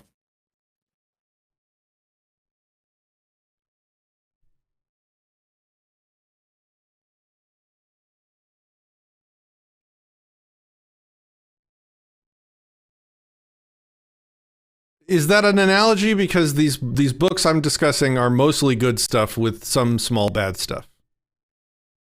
And I would assume that Greg Abbott is mostly bad stuff with a few nuggets of decent, okay, neutral stuff. Sure. So I can further complicate it by saying that was one show that I produced on Sundays in the morning. The rest of the time I was producing news and advertisements for companies. So advertisements for an architectural firm, a design company, plumbers, editing for local businesses to run ads during the commercial breaks, as well as producing news, which sometimes the news has a bit of government stuff in it, but other times it's like, here's the traffic, here's the weather, here's your sports. So mostly fine stuff to talk about. At least this is pre-COVID-19. I can't say the same for now. So it made up 4 hours out of a 40 hour. So 10% of my time was spent on that show in a given week. I don't know. That's pretty gross, man. That's pretty gross. I think we're in aesthetics. But I want to find out what the most respectable position is. So, do you disagree with the position I've put forward? It depends on what the specific thing being. So I'm imagining something where it's like chemo is never acceptable for anyone to use. I can't imagine you saying that. It's not that bad, but it's something along the lines of chemo doesn't cure cancer. So if that convinced somebody who was going to treat their daughter with leukemia, if that line, not that line, but that book, and specifically they listened to it on audio, convinced someone not to treat their kid and their kid died, would you be able to live with yourself? If you knew it somehow, if you were omniscient for a day. God damn it. That's why I stay away from the medical stuff. It's so risky. It is a special line. The medical thing is a sort of especially severe case of this situation. to further complicate the matter, I feel like it's the trolley problem. So you have that on one hand, and on the other hand, you get, let's say, 100,000 people who disbelieve in the belief of authority because of the book, to further muddy it up. Yeah, there's great information in the book, and a lot of it might help people. Yeah. Liberty After Dark just nailed it. I think the fact you're hesitant to embrace it is a bit telling in its own way. Telling That's how? what Liberty After Dark said. Telling how, Liberty? So I would say, from my perspective, anytime I'm having to chew the cud of ethics, it's normally a good sign for me that I probably ought to spit it out. God damn it. You're right. Me. You're totally right. That's a very wise statement. I know you were feeling good earlier, but you know. And there's a lot of really good comments. Now I'm especially loving Mark's comments. They're like, he says, you also mentioned your concern is those who already know you. That way, the way I look at it, your book project is that you value a work enough to platform it. I would never assume you are 100% in agreement with all of it. You've made it clear your role as a narrator. That's good enough for me.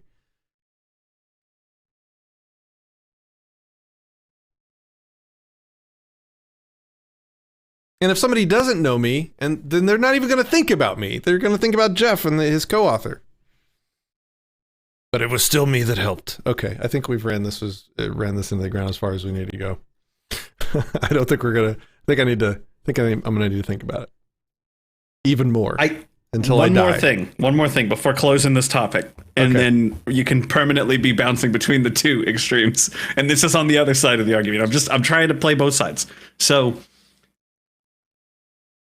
when does it become the responsibility of the individual and not those who are pouring into them through assets of media? Say that again? To make up their own minds. And when does it become the responsibility of the viewer, the listener, the reader, the consumer of media to make up their own damn mind? It's never not their responsibility. It's an aesthetic thing. If there was a line in that question that wasn't like, okay, in this situation, I'm like mind controlling them remotely with my voice.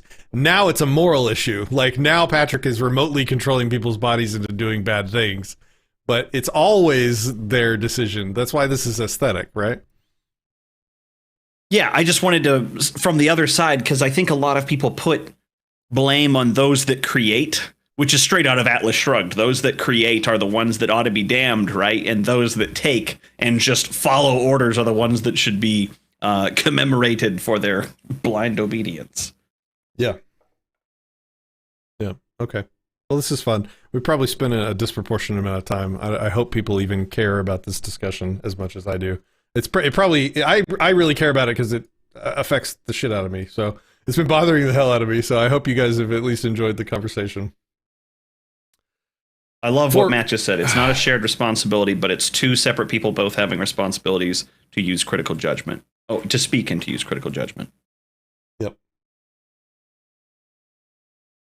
Okay, so that's the ethics of mouth sounds bit. That was the most intense thing for the stream. Now let's go back to a chill end of 2020. Let's take a deep breath. Okay.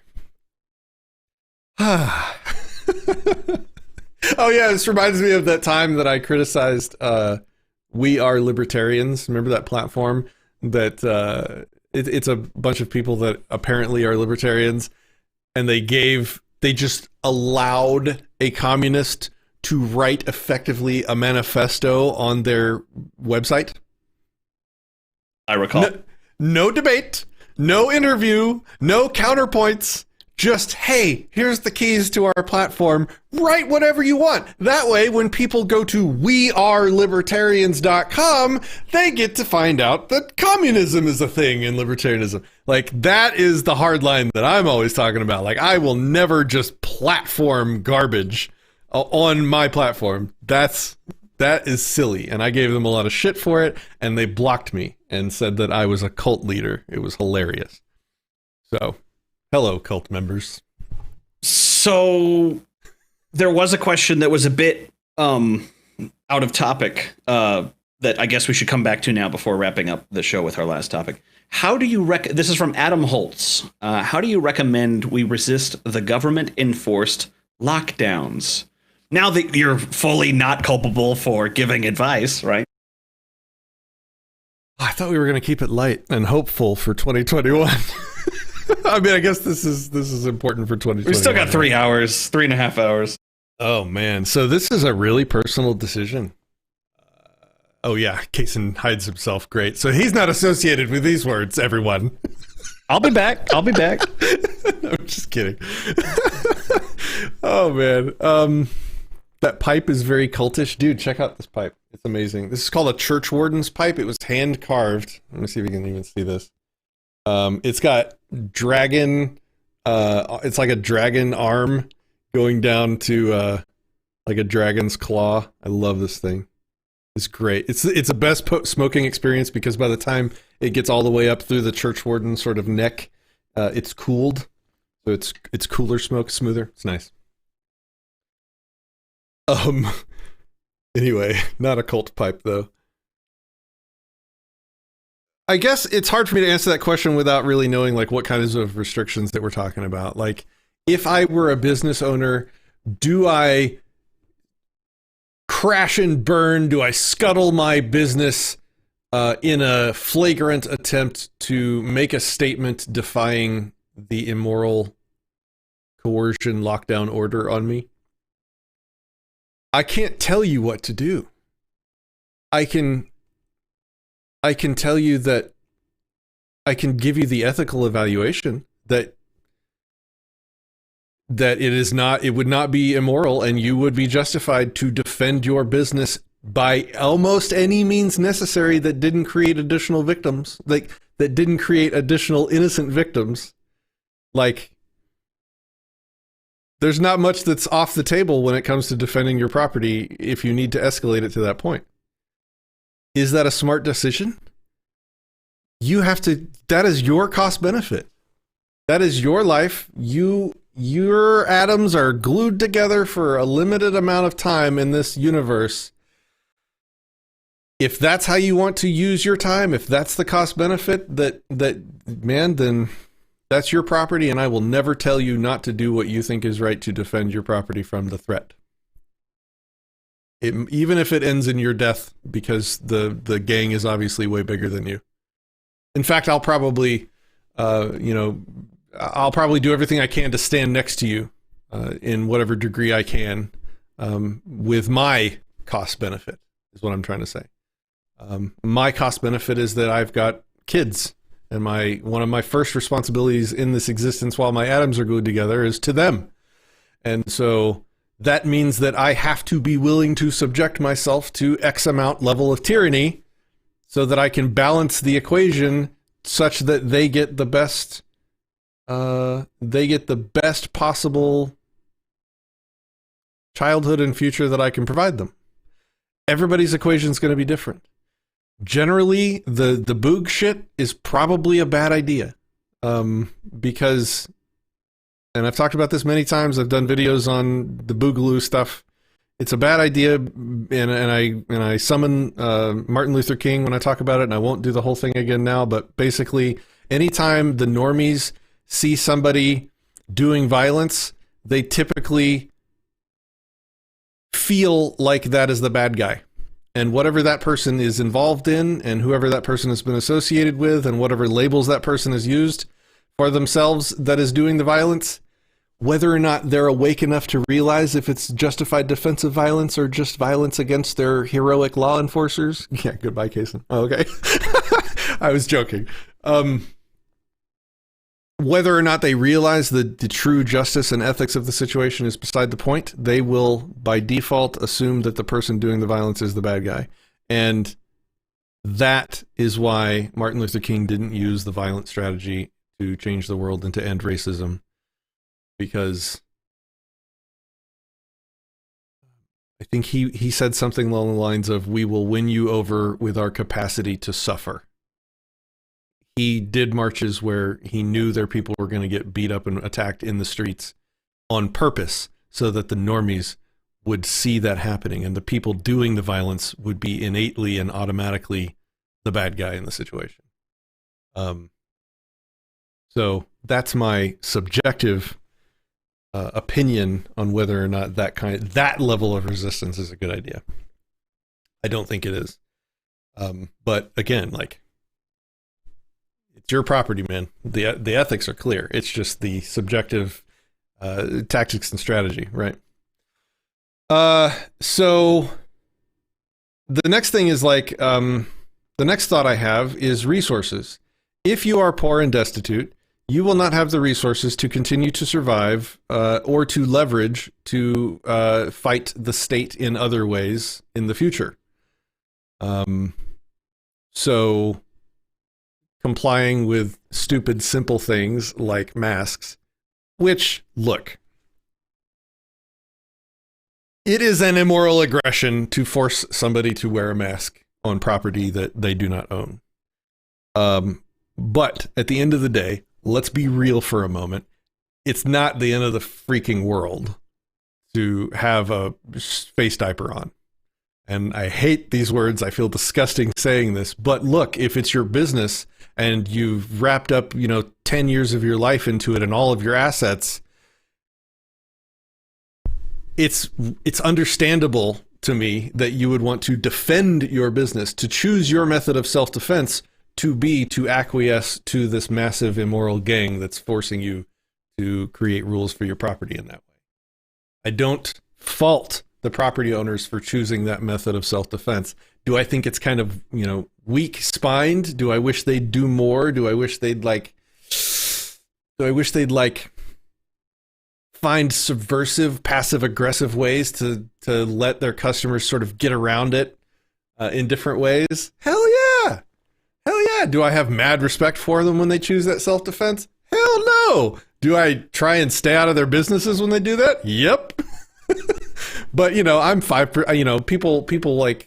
People that don't want to wear masks are like 5% of the population. So that's probably not going to have a big effect, and they're obviously going to choose the 95% of the population that that's going to be okay with it. Tell us about what you're wearing, Kaysen. This is my mask. It's actually not mine. It's on loan from Josiah. But this has made many a trip into Home Depot. Whenever they say, "Where's your mask?" I go, "Are you sure you need me to wear a mask? Like, is that conditional upon me entering the building?" And they say yes. I'm like, okay, you asked for it. I also have a bathrobe, but that won't be demoed here today. Got to come in some kind of comfort. Now, if this is going to be uncomfortable, I'm going to comfort up other places. But it's also hilarious. One thing that I have thought about is I'd much rather have a conversation, and an uncomfortable one at that, with store clerks, managers, etc., about the ethics that are going on before it gets to the point where like China was running this crazy drill. One sec while I pull it up. Doot. It will take me a moment to find it. But yeah, I mean, I'll wear a goofy mask to go in to try to appease those that feel genuinely unsafe. Here we go. Check this out. Bam, bam. This is a drill. This is not an actual takedown, but it goes something like this. There's a guy, he's going through a COVID checkpoint in China. They scan his little forehead, and he's too warm. So he tries running the roadblock. They throw out a spike strip. They got a siren going. I'll play a little bit of that. They pull out a car in front. Here's a little sound. They tell him to get out the car. He takes off his mask, and then right from behind, bam, catch him with the face. Put a bag on his face. Throw him in the back of the van. Get him out of here. For his own protection. For our protection. And this is drills that they're running right now. And that's concerning. And now they got to disinfect everybody, because safety. Got to make sure everybody's safe. I hate everything. Disinfect all the gears. Spray me down. I'm deleting this YouTube channel. Fuck this. The world's too far gone. It's over. So that's a drill that's being run by Chinese SWAT. at a coronavirus checkpoint, which is a thing. I'm debating not going to do a project in California because I've heard that there are National Guard people deployed on certain roads, and if I'm out at the wrong time, they'll want to check my temperature and possibly throw me in a safe place for 14 days while I sweat out the virus that I probably have and just don't know it. Liberty Dark says, There's also all right, something- that's a blip blap. I'm not getting in a van. I think we know what blap blap is. That's a blap blap. Blap, blap. That's a blap. Hashtag blap blap. Sorry, go ahead. Yeah, well, there's another thing as far as operational security goes. I will not publicly disclose where my line is and where I think tyranny ought to happen. Ought to be resisted, right? Because there's a little quote to let your plans be dark and as impenetrable as night, and when you move, fall like a thunderbolt. I don't know how fast thunderbolts move, but I assume it's relatively fast. So I wouldn't want to discuss, like, these are my exact plans. If the government puts in an order where I have to get my temperature taken, then I'm going to revolt. I don't want that to be any kind of public discussion. And I would recommend, I'm going to make a recommendation. Don't have a public discussion about that with people if that's your genuine intention. Talk about the immorality. Talk about how evil it is that people are threatening you. They're threatening to hurt you, to take your stuff. And if you resist their hurting or taking of stuff, that they will kill you, all in the name of protecting you. Talk about how evil and wrong that is. But I wouldn't make my plans known. No. Yeah, I keep that stuff private too. The line should be private. And I love that quote. What was it again? Put it back up. What was it? That was good. Do you still have it? Yeah, sure. Well, there was two. Yeah, there was two. Your So one was plans let be your plans dark and impenetrable as night, and when you move, fall like a thunderbolt. Ooh, that's good. Ooh. There's another quote. There's another quote, and that is, I am free no matter what rules surround me. I am free because I know that I alone am morally responsible for everything I do. And before that, in the story, Professor De La Paz is talking about how it doesn't matter how many rules surround me. If I find them objectionable, I break them. If I find them, I don't remember the exact word, but like conscionable or acceptable, I'll follow them. I'll humor the overlords around me. But it's important for me to know that I am free no matter what surrounds me because I'm responsible morally for everything that I do. And that's an important quote. That's it's almost like you lead Moon yourself, is a harsh Kason. mistress. Yeah, and one might say I also own myself. You own you, baby. It was hiding behind me this whole time. Moon is a Harsh Mistress. If you have not read that book, you should do it. It's one of the best. It's one of the greats in my book.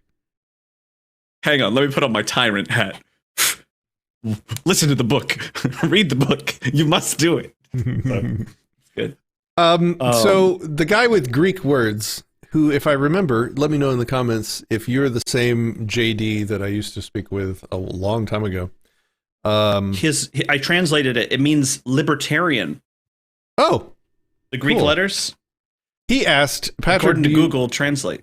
He asked, "Do you ever worry, Patrick? Do you ever worry that if you expose your kids to the ideas of liberty, they will be too sad, pessimistic, or find it hard to adapt to the statist society, and it will turn bad for them?" I cannot do otherwise than that which I'm doing and fulfill my moral obligation to them as their father. I cannot lie to them about the nature of the world. I cannot indoctrinate them such that they will be open to the risk that I was talking about earlier, where people think that they're protected, they think that they have a justice system, they think that they're cared for, they think that there's a welfare system to back them up when they need it, they think all this stuff is handled and taken care of and protected for them, and so they go through life ignorantly exposed to all sorts of dangers and all sorts of manipulations by politicians. Like, the entire political system is built is built on people being ignorant of the reality of the gun behind the veil of government, behind the superstition of authority. If you don't know that that's there, then you are going to be manipulable. People will be able to manipulate. Like if somebody's ignorant of something, then it's really easy to manipulate them. Like, you know that. That's how manipulation works. You keep somebody in the dark about some important thing, and you talk to them, and you're able to manipulate and control and modify their behavior using that ignorance against them. It would be disgusting of me to allow those ignorances to be installed in my kids. I can't do it. So even if it results in them being in the state that we are at with the knowledge that we have, we are sadder than we would be in a free society. We find it difficult to adapt to tyrants talking about vaccine tracking cards to fly on a plane. Like, am I dooming them to have those same things? Maybe, probably, but I cannot do otherwise than that which I am doing. I will not leave them vulnerable. That would be me being their enemy instead of their most trusted protector and teacher and friend. Why did the show get so dark and intense, Kaysen? It was supposed to be a light, happy Bon Voyage to 2020. Don't worry, we'll get to investment soon, but we gotta address this. This is a fractal of life. Another great thing out of Jurassic Park. Dr. Ian Malcolm, the one played by the Jeff Goldblum, talks about how life is kind of like a fractal. Like, you know, if you look at a mountain, it has a certain kind of mountainy shape, and you zoom into the peak, and it kind of has a similar shape. It's all self-similar as you get smaller and smaller. Talking about life, how just, you know, it's a fractal of itself. Well, this is just a fractal of life. You know, we're going to have it's like you can't have a happy show or a sad show. You just have a show where some things are happy, some things are sad. I wanted to push back against one of the comments, though, from Cop Block Hot Springs. I disagree, but here's his statement. Morally responsible, paying taxes to fund FEMA camps and bombing wedding parties, kidnapping children, killing people in the desert thousands of miles away. Yes, but you still do it. Whenever it comes to that, I'm imagining taking government out of the equation and putting mafia in its place. I find that that's a fine analogy. It's not even an analogy. It just is. It's just a certain type of mafia. If the mafia says to me, hey, you have a sandwich shop, give me $100 a month or else your sandwich shop is going to burn down. If I give the mafia $100, I don't think I'm morally responsible for what the mafia chooses to do with that money, even though they may inflict violence on other people and some such. So that was one of the things I wanted to mention to Cop Block. And then there was another comment from Kojoltad. Sorry if I'm not saying that correctly. Cojultad. He says revolutions always He's in our end in Discord. That's Kojul. Kojul. Why TAD? Kojoltad. Why Tad? Anywho, revolutions always end in despotism. You got all the branches of government controlled by one party who is often being funded by foreign interests who want to expand. I suppose that might be right in all cases on a long enough time scale. But if you look at a revolution, I think of 1776, you can have some kind of principle, even if it's not from first principles, even if it's just kind of closer to the right answer, where it doesn't have to be despotism immediately. Anyway. Let's see. I think we have the best comments of any YouTube channel. Like, I watch other live streams from other people. Their comments are garbage. Y'all are awesome. Good job. Daniel Earl just channeled Dwight Schrute. False. I am not responsible for what a thief does with stolen property. Liberty After Dark says, like I said, the bombs will fall with or without you. Refusing to pay is just throwing your few liberties away. Just an anarchist writes, inflict on other people or inflict on you for not paying, still responsible. So, just an anarchist, as far as, I'm a little bit confused, but okay, here we go. He says, in other words, if you know they're going to use that money to murder innocent people, aren't you responsible for giving into that? I don't think so. And here's my best argument for it. If a thief, so I have a pistol. If a thief says, "Give me your pistol," I have 3 rifles trained on you. If I give him that pistol, I'm not condoning him to go and murder people. I am condoning him not to murder me. I'm almost setting myself on fire. Sorry. Woo! It was a really good, what was it? Dedicated to show business. I think it was Kiss. Their hair was on fire during a show, but he just kept playing. I think it was Paul Stanley. Yes, we are on YouTube, Judy. We are on many platforms. DLive, Twitch, YouTube, Float even. Although I'm not watching Float comments right now. I apologize if there's any comments on Float. The interface to watch Float comments is CPU intensive, and when my machine is doing all these things, that doesn't always work well. Holy crap. Literally, his hair is on fire, and he's just keep playing. Like, that's dedication to show business right there. So I've done videos on what I call tax victim blaming, Heather, that really make a case mathematically on why I think what you just said is not true. She says, "I refuse to give my money to anyone I know are going to kill people, and yes, I am responsible." And the analogy I give is a dark alley that you own. And I won't go into the whole thing. There's a video for it. But if you own an alley, a dark alley, and you have, obviously it's your property, you have the right to walk down this alley. This is an analogy for existing on your own property in your house. This is an analogy for getting a job, working for somebody or working with somebody in exchange for money. This is an analogy for doing anything that you have the right to do with or on your own property. So you own this alley. It is yours. You have the sovereign, unlimited right to do with that alley as you please. If when you walk down that alley, a thief jumps out and robs you,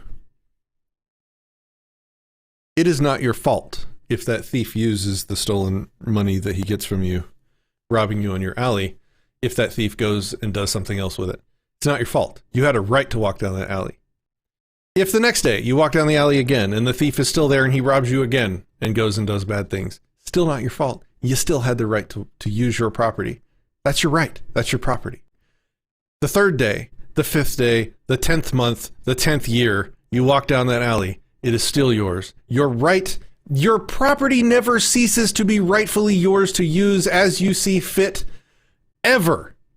It never becomes like the thieves. It never does the morality of the theft invert and make you partially culpable for being stolen from. Never, ever. You have a right to do it. It is your property. All right, so I won't go into the whole rant again. It's an 11-minute, 49-second rant called "Tax Victim Shaming Agorist." There you go. Yeah, that's a good rant, and I had no hair. Let's see. So we had one other thing. What was it? Oh, I wanted to talk about investments. In fact. Yeah, so this is like a micro rant. Not really even a rant, just something that I want to call attention to make people aware of a thing that happens that humans do sometimes. Let me pull up what I wrote. And I think if he's still watching, Shepard kind of disagreed with me a little bit on social media about this. So Shepard, if you would like to, you are welcome to call into the show and we can talk through it. I would be happy to do that. If you think I'm wrong. So I'm going to read you this post and we can discuss it. I said, invest is one of the most frequently misused words. If somebody is wanting your money and is calling it an investment, your hackles should raise and you should be super skeptical. If the thing you're about to invest in is some amorphous idea, like freedom or activism or fun, it is almost certainly not an investment, and there is manipulation going on or self-deception. If you're looking to buy a thing and catch yourself calling it an investment, you should probably bust yourself in your sales pitch to yourself and walk away to make sure you are doing it for the right reasons. Learning courses frequently abuse this sales pitch. So do people looking for donations. An investment is a thing you buy with a specific goal of getting more money back later because of it. If your investment doesn't do that, then it's not an investment. And then I just finished by saying, I will never ask you to invest in Disenthrall or Anarchast. I will ask you to donate or support, but never invest. And so obviously words have subjective definitions based on who's using them and how they're wanting to be used, and they can be messy, and they can be used to you can use a word that normally means one thing to make a point in another area. Absolutely. The thing I wanted to call out was the way it's used to manipulate people, and even to manipulate ourselves. So if a sales pitch includes it's an investment in your future, they're just selling you something and trying to make you feel better about it. Because making an investment, being an investor, feels more grown up and feels more proper, big boy. It feels less like you're just wanting to buy that thing. What are you doing? Pinky's out. It's more professional. It's more yeah, pinky's out. Yeah, I'm not just buying this drone because I like drones and I want to fly a drone. Oh no, I'm investing in my YouTube channel. No. You're probably just wanting to buy a drone, and you're calling it an investment to make yourself feel better about it. Anyway, so that's the point I wanted to get across. Be careful what you call an investment. You should probably have a more rigid definition for what an investment is. An investment is when you buy something that you expect to appreciate so that you can sell it later for more money. You can make a case, and Shepard kind of did this. You can make the case. You buy an asset for your business that your business is then able to appreciate with, which then ostensibly you'd be able to sell your business later to make more money. That kind of thing. Those are investments. But what's a learning course is what I said was one of the abused ones. It's invest in yourself. Pay for our learning course so you can have the knowledge that you can then go use to make money. It's is that possible? Yeah, I could think of an edge case where you could call that kind of thing an investment. And maybe it's not even an edge case. I could make a case for that. But most of the time when you're hearing that, you're just getting a sales pitch to make you feel better about spending money. All you're doing is spending money. That's my point. So Shepard says, if I want freedom and I think you and Kaysen will make it happen, should I not invest in y'all doing more shows? What's the ROI on freedom units? Well, can't you be invested in an outcome? I really am invested in this thing going the way I want, whether or not it's KPI-able.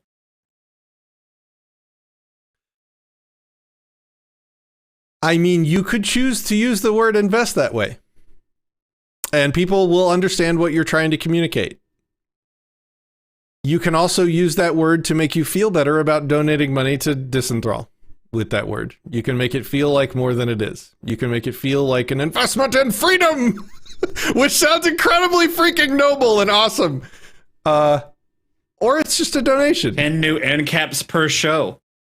There's a metric. Can the metric be non-monetary units? $10 per new ANCAP. Okay, well, yeah, that'd be kind of cool. Who was it earlier that said they stumbled across the channel? I gotta go figure out who it was. It was praise be the algorithm. Heather Hill in with the super chat, $4 through super chat. Thank you very much, Heather. That's awesome. Patrick is invested in limiting polluting people's minds with his audiobook.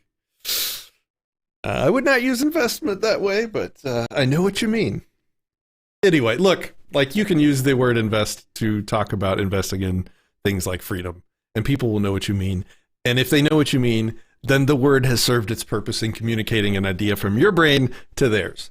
Just be careful that when people are using it at you, you're not being manipulated, and be careful when you're using it for yourself that you're not manipulating yourself into doing things that you otherwise wouldn't do. Like, if you didn't call buying that drone an investment, would you have bought it? No? Okay, well then you're manipulating yourself. Like, you know what I'm saying? It might be making sense. You're making sense from a perspective of I don't know, a dictionary, I suppose. But people use the word investment to mean other than a quantizable, trackable unit as well. Like, I'm very invested in my dog's health, therefore I give them, a supplement. People would say that sentence. Completely understandable. Okay. It's perhaps imprecise, right? Okay. Patrick's pedantic hour is over. I concede. Fine. That's fine. I'm just trying to help people, because that's been a frequent thing that I've seen over the past several years. I just wanted to point it out. Now, whenever it comes to somebody saying, give me money, and it's an investment in yourself, I could see it going both ways. Like, you could track, I don't know, let's say it's a course on selling over the phone. You could track how many sales you made before, track how many sales you made after the course. Maybe you learn some script or something that gives you more confidence so you can sell on the phone better in business. Like, you could probably construe that as an investment, but people do say that whenever they're closing sales, like from stage, in particular, like in the multi-level marketing spheres. Like, buy my goop. Tell you what, you want to sell my goop? I'll let you sell my goop, but give me $500, and then I'll allow you to sell my goop for me, and you'll get a little bit of it, but just pay me before you do this. I remember back in whenever I graduated high school, I got so many calls from people with vague investment or vague business opportunities, and I would go to these meetings, and it's like, yeah, we sell knives. And these knives are $300. And if you give us $500, we'll let you sell, and we'll give you one knife so you can demo it, and we'll let you sell them. It's like, dude, what a weird way. It's kind of a scummy practice, because it's like, pay me for the opportunity of helping me build my business. Like, I mean, it's freaking genius from like a money-making perspective. Like, wow, hey, you know what? Everyone who's watching Disenthrall, I have the perfect offer for you. If you pay Disenthrall a low payment of $997, we will allow you to watch our content, perhaps even share it. All you have to do, and if you don't have $997 right now, I know times are hard, we've broken it up into 3 easy payments of $500 even. Anyway, that was me channeling sales. Thoughts on MLM since you're on the topic? I think it's apparent what I think. Not something you can point a gun at somebody and pull the trigger over, but something that I'm skeptical of. Yeah, for sure. Like, it's one of those things where you could probably imagine a legitimate, non-manipulative, shitty way of doing it, but all the ones that I've ever heard of end up being manipulative and shitty. Same thing with asset and liability. Like, people are like, your house is your greatest asset. It's like, no, you sink a ton of money into your house. An asset makes you money. It doesn't cost you money. And unrealized gains are just that. Unrealized until you take it off the table. It's kind of like, I don't know, the gambler who's like, I'm up tens of millions of dollars at the table, but he doesn't cash out, so then he blows it all on poker. And it's like, yeah, you got to take it off the table to realize those gains. Until then, you were just playing a game, buddy. Axel says, for $997, I want to buy an ANCAP conversion from the public. I wish it were that easy. I wish you could guys. I wish we could just sell conversions for $10. I don't wish we could do that, because that would mean that humans are robots and we can just program them. And beep boop boop. Now they're an ANCAP. Beep boop boop. Now they're a fascist. Beep boop boop. Now this is going to trigger Patrick. They're a communist. I need the red Patrick eyeballs meme. I don't have, my memes are broken right now. How about a profession instead of a disclaimer, asks Hot Springs, such as, it is the sincere hope and practice of the narrator to provide this service without judgment or accusation. Okay. Judy says that she Googled Odyssey but couldn't find it. It's because it's spelled weird. Odyssee. There's also a link to our specific. Well, no, I think that's the library. Anyway, yeah, it's Odyssee. Maybe somebody can provide a link to our Odyssey channel. Yeah, disenthrall.me/platforms will give you all of our platforms. Odyssey is the new library, LBRY, so it's all confusingly named. It's all misspelled. None of it makes sense. All right. Well, I'm telling you, when we have our brain computers, philosophy will get a lot easier. Yeah, because we won't have free will.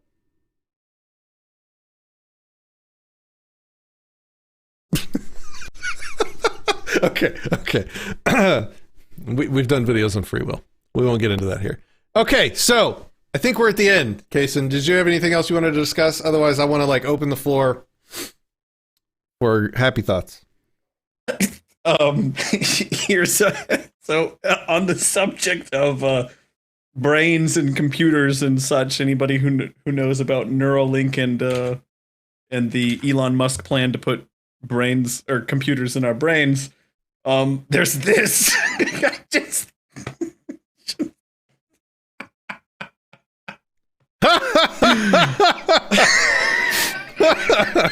That's good. Kason's got the memes. Kason's got the memes covered this show. It's gonna happen. That's gonna happen. It's gonna be part of the quality control. No further thoughts, Your Honor. Oh no, one more thought. I thought there was a really gangster comment from Adam. The cult of thinking for yourself. I thought that was really nice. I think a future greeting can be greetings, acolytes of thinking for yourself. The cult members. The cult. All right. So what I would like to do is ask you, Kason, and I'll try and do it too, and you guys in the comments. First of all, it's cool to see people here from Facebook, but I was permanently banned from Facebook for making, quote, terroristic threats. So you won't see me actually there anymore. I think Disenthrall is going to be there until they ban the page. So if you're seeing this... Which I've gotten several threatening notices from Facebook saying that the page is at risk of being unpublished. People won't be able to hear from you. It's very interesting, the language that they use on the page manager. So if you're following us on Facebook, make sure you follow us elsewhere. Probably not going to be there much longer. So I would like people to post positive things that happened to them in 2020. Like, we have literally focused on negative stuff. And that was the other thing I was going to talk about. So we have one more thing to talk about. Sorry, guys, you're not allowed to leave yet. You're not dismissed. You're not dismissed.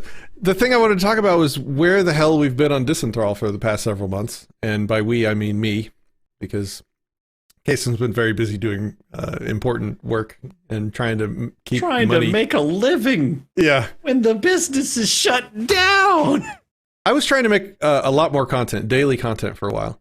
And what I found happened to me was that I was in this cycle of research all of the terrible things that are happening in the world, study them, pick often the worst ones, spend time researching the worst ones, building a show, spending an hour and a half talking about terrible things, spend 3 additional hours, editing that show, clipping the show, uploading all the different clips to YouTube and to various platforms, and then begin researching terrible things that are happening in the world for the next day. I hated that life. There are so many terrible things going on that what happened was we went on that trip to Arizona to do the Dagny Dagger video, which gave me a break from making that type of, from that cycle of researching terrible things and making content on it every day. That I realized when I got away from it that it was not healthy for me. And so when I got back, I didn't really know why, because I hadn't thought about it yet, but that's not my thing. I mean, there's people out there that can do the daily news cycle and talk about garbage every day. That ain't me. I want to get back into making more frequent content again. But I've got to find a way to do that without making my whole life about the insane, evil, retarded shit that happens outside every day. Now, I'm happy to talk about the insane, evil, retarded shit sometimes, but not every day. Yeah, so that's what I wanted to say. I would also prompt you guys to give me prompts. Give me ideas of things to talk about. Give me questions about freedom and liberty. Even if you know the answers, if you know that there are people out there that don't know the answers to your questions, give me ideas for content to create, and I will do my best to focus on creating that content, the positive content that will be good and helpful.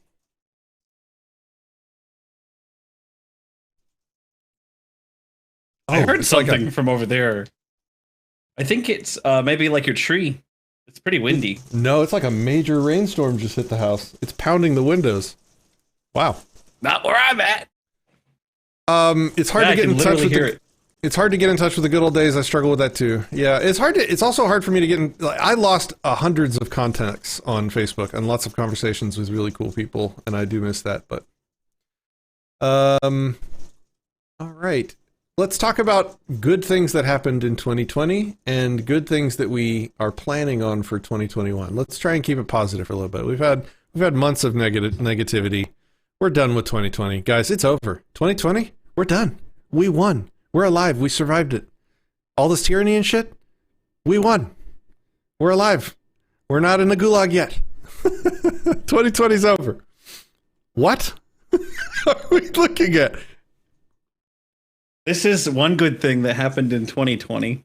So my wife plays a game called Animal Crossing where you build a town and invite villagers to live in your town. It's quite cute and adorable. But you have to, it's kind of a random number generator. And I was like, well, you want a specific set of the people? Yeah.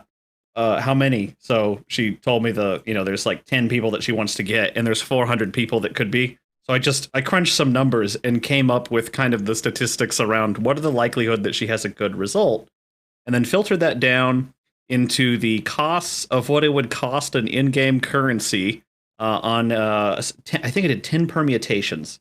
Yeah. So 10 permutations using a random number generator to roll a number 1 to 400, figure out if the number is good, what visit, because you have to spend 2,000 in-game currencies to do the visit.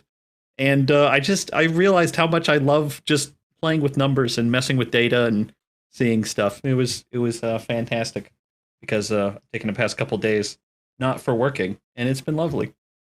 Awesome. Just do random nerd things. I haven't written code in quite a little while, and I took some time yesterday to just find a random thing I wanted to do, and I wrote some code.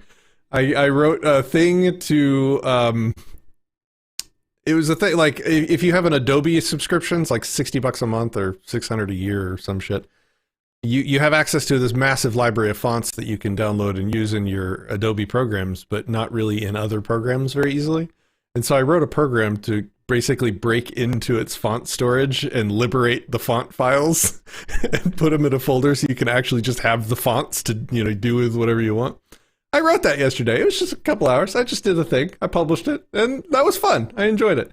No, there's a lot of cool things that happened, man. There was, NCAP said, positive thing that happened in 2020, it ended. We had a lot of cool shows. We had a lot of cool guests on Disenthrall. We did the bullet thing. We should pull up the video list from the past year. There's some good stuff in there. I enjoyed a lot of the content we made. I enjoy watching the January through March content that's all, or January through February content that's all like normie naive before everything went to shit. Let's see. Liberty says, listen, I'm going to be real. 2020 isn't exactly a box of chocolates. Adam met a ton of different and fascinating people online. Feed the Need happened. An ANCAP gamer came down all the way from his home state to join us for Feed the Need, and we had a great time. Thank you. It was fun hanging out. Feed Feed the Need was a massive thing this year. We went out like 4 different times so far, one for the main event, and then like 2 or 3 additional times. We streamed it all. We did some really cool things. Some of the people that we've seen in the past 2 years of Feed the Need videos were telling us how they were finally, looks like it was going to get to go home with their family. So there's a lot of like really heartwarming moments this year for Feed the Need.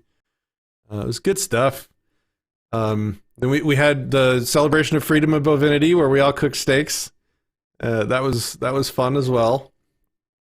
My daughter, and this should have been the headline. My daughter has not had a positive leukemia test in 1.5 years, and she completed her treatment. And so, there's a few things left that are winding down, but the main treatment is officially complete.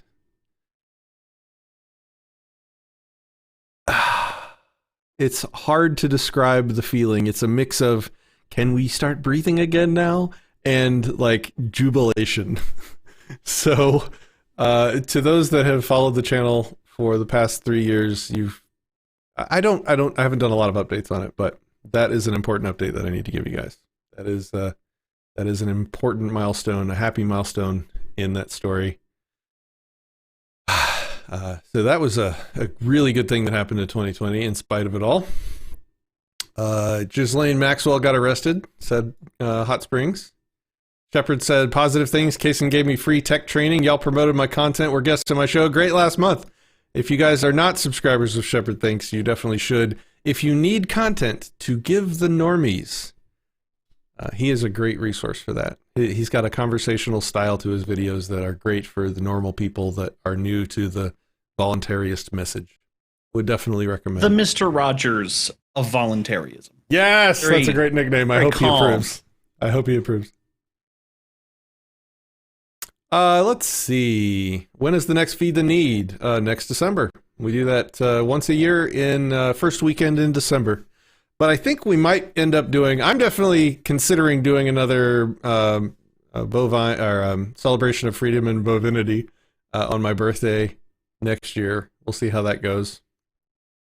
Justin Anarchist says, After Dark writes, Liberty After Dark writes, ahem, you became the host of Anarchast? That was another very good and intimidating thing that happened to me in 2020. Yep. For sure. And okay, so Halel Ben Sharar says, had the honor of meeting Patrick and Kaysen. Who's Halel? Who dat? The font liberator. Did we not discuss corporate names? Yes. I'm way behind on comments now. Y'all are blasting. Yeah, there's quite a few. Oh, JC. Okay, cool. Oh, okay. I was like, who's Halel? Also, I came up with a new meme whenever you said you were liberating the fonts. It's bad. But there you go. Oh, dude, what the inappropriate. You're liberating them. Inappropriate. You said you're liberating them. From the Adobe Gulag. Ugh. You said that. You said it. You know, I just couldn't get the thought out of my head. Oh, it's good. Judy, I'm very sorry for that situation. That sounds very, very difficult. Okay. All right, guys.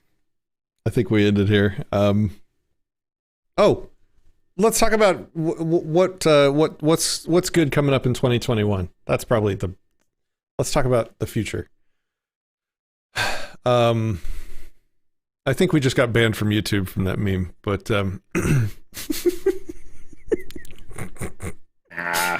what's good happening in 2021? Googling that? Okay, so good things happening in 2021. I would say helping create some more content. That's always exciting. Can we talk about the stuff that's within a couple months? Is it to that point, or is that not something that can be discussed openly at the moment? Which stuff? It's in March. We had a meeting with somebody. Yes. Yeah, you can talk. There was talks. We can all of that is open book now, I believe. Yeah. Yeah, so really excited for Anarcho to help host some streaming debates.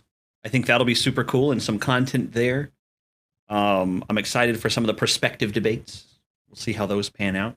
The debates are definitely what I'm most excited about. We're also going to get to host a bunch of interviews with the speakers, and there's a lot of really cool speakers like Roger Ver, Vin Armani. There's just a long list of really cool speakers. Shit! Should I have said that? I'm not sure if those are announced yet. God damn it! See, I might be. I might have just fucked up. I might have just messed up. Quick, delete the stream, quick! There's going to be a lot of really cool speakers, and we're going to get to interview them probably over on the Anarcast channel. And then the big feature that I'm super excited about are the debates. Not only one debate. I thought all I was going to get to get them to give me was one debate, but I'm going to be moderating 4 debates, one each evening for each day of Anarchapulco. Oh, it's like everything I live for. Intellectual clashing of minds. I can't wait. So each day has a theme. The themes are something along the lines of one's like a cryptocurrency agorism day. And so right now we're in the works. I shouldn't announce who until everybody's confirmed. But we're going to have 2 We're just excited for the debates that are up and coming. We're going to have 2 heavyweights that are going to debate some cryptocurrency stuff. We're going to have 2 heavyweights that are going to debate probably vaccination stuff. We're going to have we have 2 additional days debates that we're still looking to kind of get ideas for and to find people for. One is going to be on like the philosophy day, and I'm thinking if we can find some people, maybe like a Libertarian Party member, and we can find another type of philosopher type to debate the ways to achieve liberty. That might be a good idea. I don't know. It's kind of been done many times. So if you guys have ideas, get them to me. Then, let's see, that was health, that was agorism, that was philosophy. And there's one more theme day. Anyway, so we're going to have debates. And I will be moderating them using my debate method that we used for the last vaccine debate on debate moderating is Patrick's drug of choice. Yes! Yes! Hook me up to the tube. Liberty After Dark says it's not property, which is why it's important it's secure as possible. This comment brought to you by Monero. Yes! So that's a really cool thing that's happening. Also, it looks like it's confirmed. I don't know if it's been announced yet, but I'll do it now for this audience. Murdoch and I are going to be putting together a main stage talk for the Anarchapulco event that will hopefully be a practical how-to do don't comply style street activism, which for anybody that is an activist, that should make you excited. As far as I'm concerned, don't comply has the best activism tactics in the world, and I'm trying to wrangle Murdoch and the people to put together a how to do that where you live for whatever reasons you want to do it for. I'm excited about that. I can only imagine gee damn it sounds to me like I'm vegan sounds to Patrick. I don't know. Do you not like that word, I guess? Let's see. Okay, what other cool things are 2021? I will use the word blap blap in sentences in 2021. I'll be like, that'll be a blap blap. That is taxed. I like that. Liberty After Dark, that is officially taxed. I will definitely be expropriating the memes of production there. That is 100%. Oh, Daniel Earl, you should make a course on don't comply for us to invest in. That'll be a blap blap for you, Daniel Earl. I'm going to be making more Peaceful Parenting University content. That's still an important thing in my life that I need to do more of. It's been a struggle this past 9 months.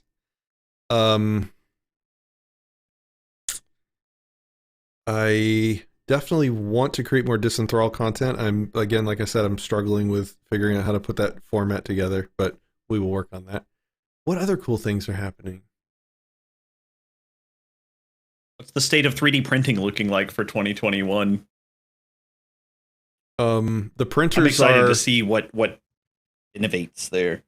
the printers are amazing, but honestly, all the innovation has been on the things that you print. So, like, especially in the gun universe, like, it is off the charts. The things that you can now print for weapons would blow all normie minds, and it would even blow some people that are into 3D printing guns minds at this point. There's some cool stuff coming out. Might have some interviews with Deterrence Dispensed at some point soon. Wink, wink. Man, I'm pretty hopeful about 2021. I'm hopeful. I'm hopeful that I really think things are going to find some level of normalcy at some point. But I'm probably just predicting out my ass again like I did in March. Really, if you think about it, black markets that are not sanctioned by the king or the crown have really been kind of like run of the mill for most of history. So the new normal, as they say, is really just a return to the status quo. Like, I think the Gutenberg press was like one of the major innovations around that was you could then print things that weren't officially sanctioned because you didn't have to have scribes go in and say everything, and they were held to certain accounts to the royalty of the time. So super subversive. I can't wait for black market haircuts. I mean, not that I have much, but every now and again. Yeah, normal hair for Patrick. That will probably be a 2021 mainstay. Rolling all natural for a while. I've got a lot of gray. I mean, I call these my pimp hairs. Liberty After Dark says, I'm telling you bottom to top voluntarist philosophy breakdown series. I am interested in discussing what you mean by that. Maybe hit me up on Discord or Matrix or sometime we can chat about it. I still owe Kaysen a why taxation is theft video. I get way inside my own head and I try and go way too deep and long with the content, and Kaysen challenges me constantly to make really short to the point videos. Yeah. 3 minutes or less. And then he's like, but what if it's longer? And I'm like, okay, 4 minutes or less. What about longer than that? Okay, back to 3. What about 35? Yeah. All right, guys. I think we're good. I'm going to be hanging out in Discord for a little bit after this. So you guys are welcome to join us. Discord Matrix.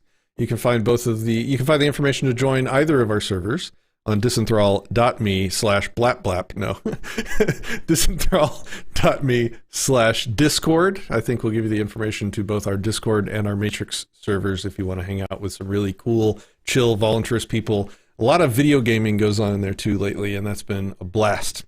And probably one of the most chill, most rational, least drama-filled Discord servers, because we rule it with an iron fist and a hierarchy bot. All right, guys. Let's see. I think we're good. Good night, blap blaps. I have peace, love, and anarchy for Anarchast, and I've never had a sign-off for Disenthrall. Help me think of something. Blap blap. Is that the sign off? Is that the Disenthrall no, sign it can't off? Be. It can't be. Blap, well, blap. so in the same way, no. No, in the same way that it's greetings and something, then it's probably something similar to how an alien would say hello to a person. Greetings, human. Perhaps. Farewell, blap blaps, or something, or that blap blap changes. Obviously, that's the variable in this particular concoction of verb salad. Farewell, au revoir, adios. So the last thing I want the last thing I want you guys to hear from my mouth today, Kaysen. So say anything if you got anything else to say. Otherwise, I'm gonna say the last thing.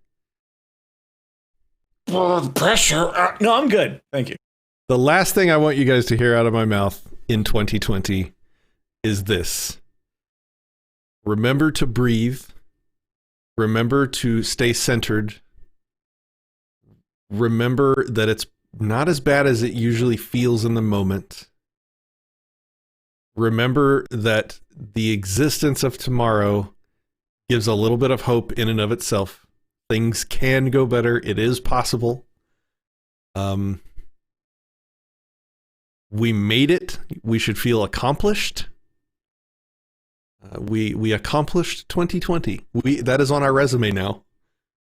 People that are born tomorrow will never be able to say that they accomplished 2020, and we did.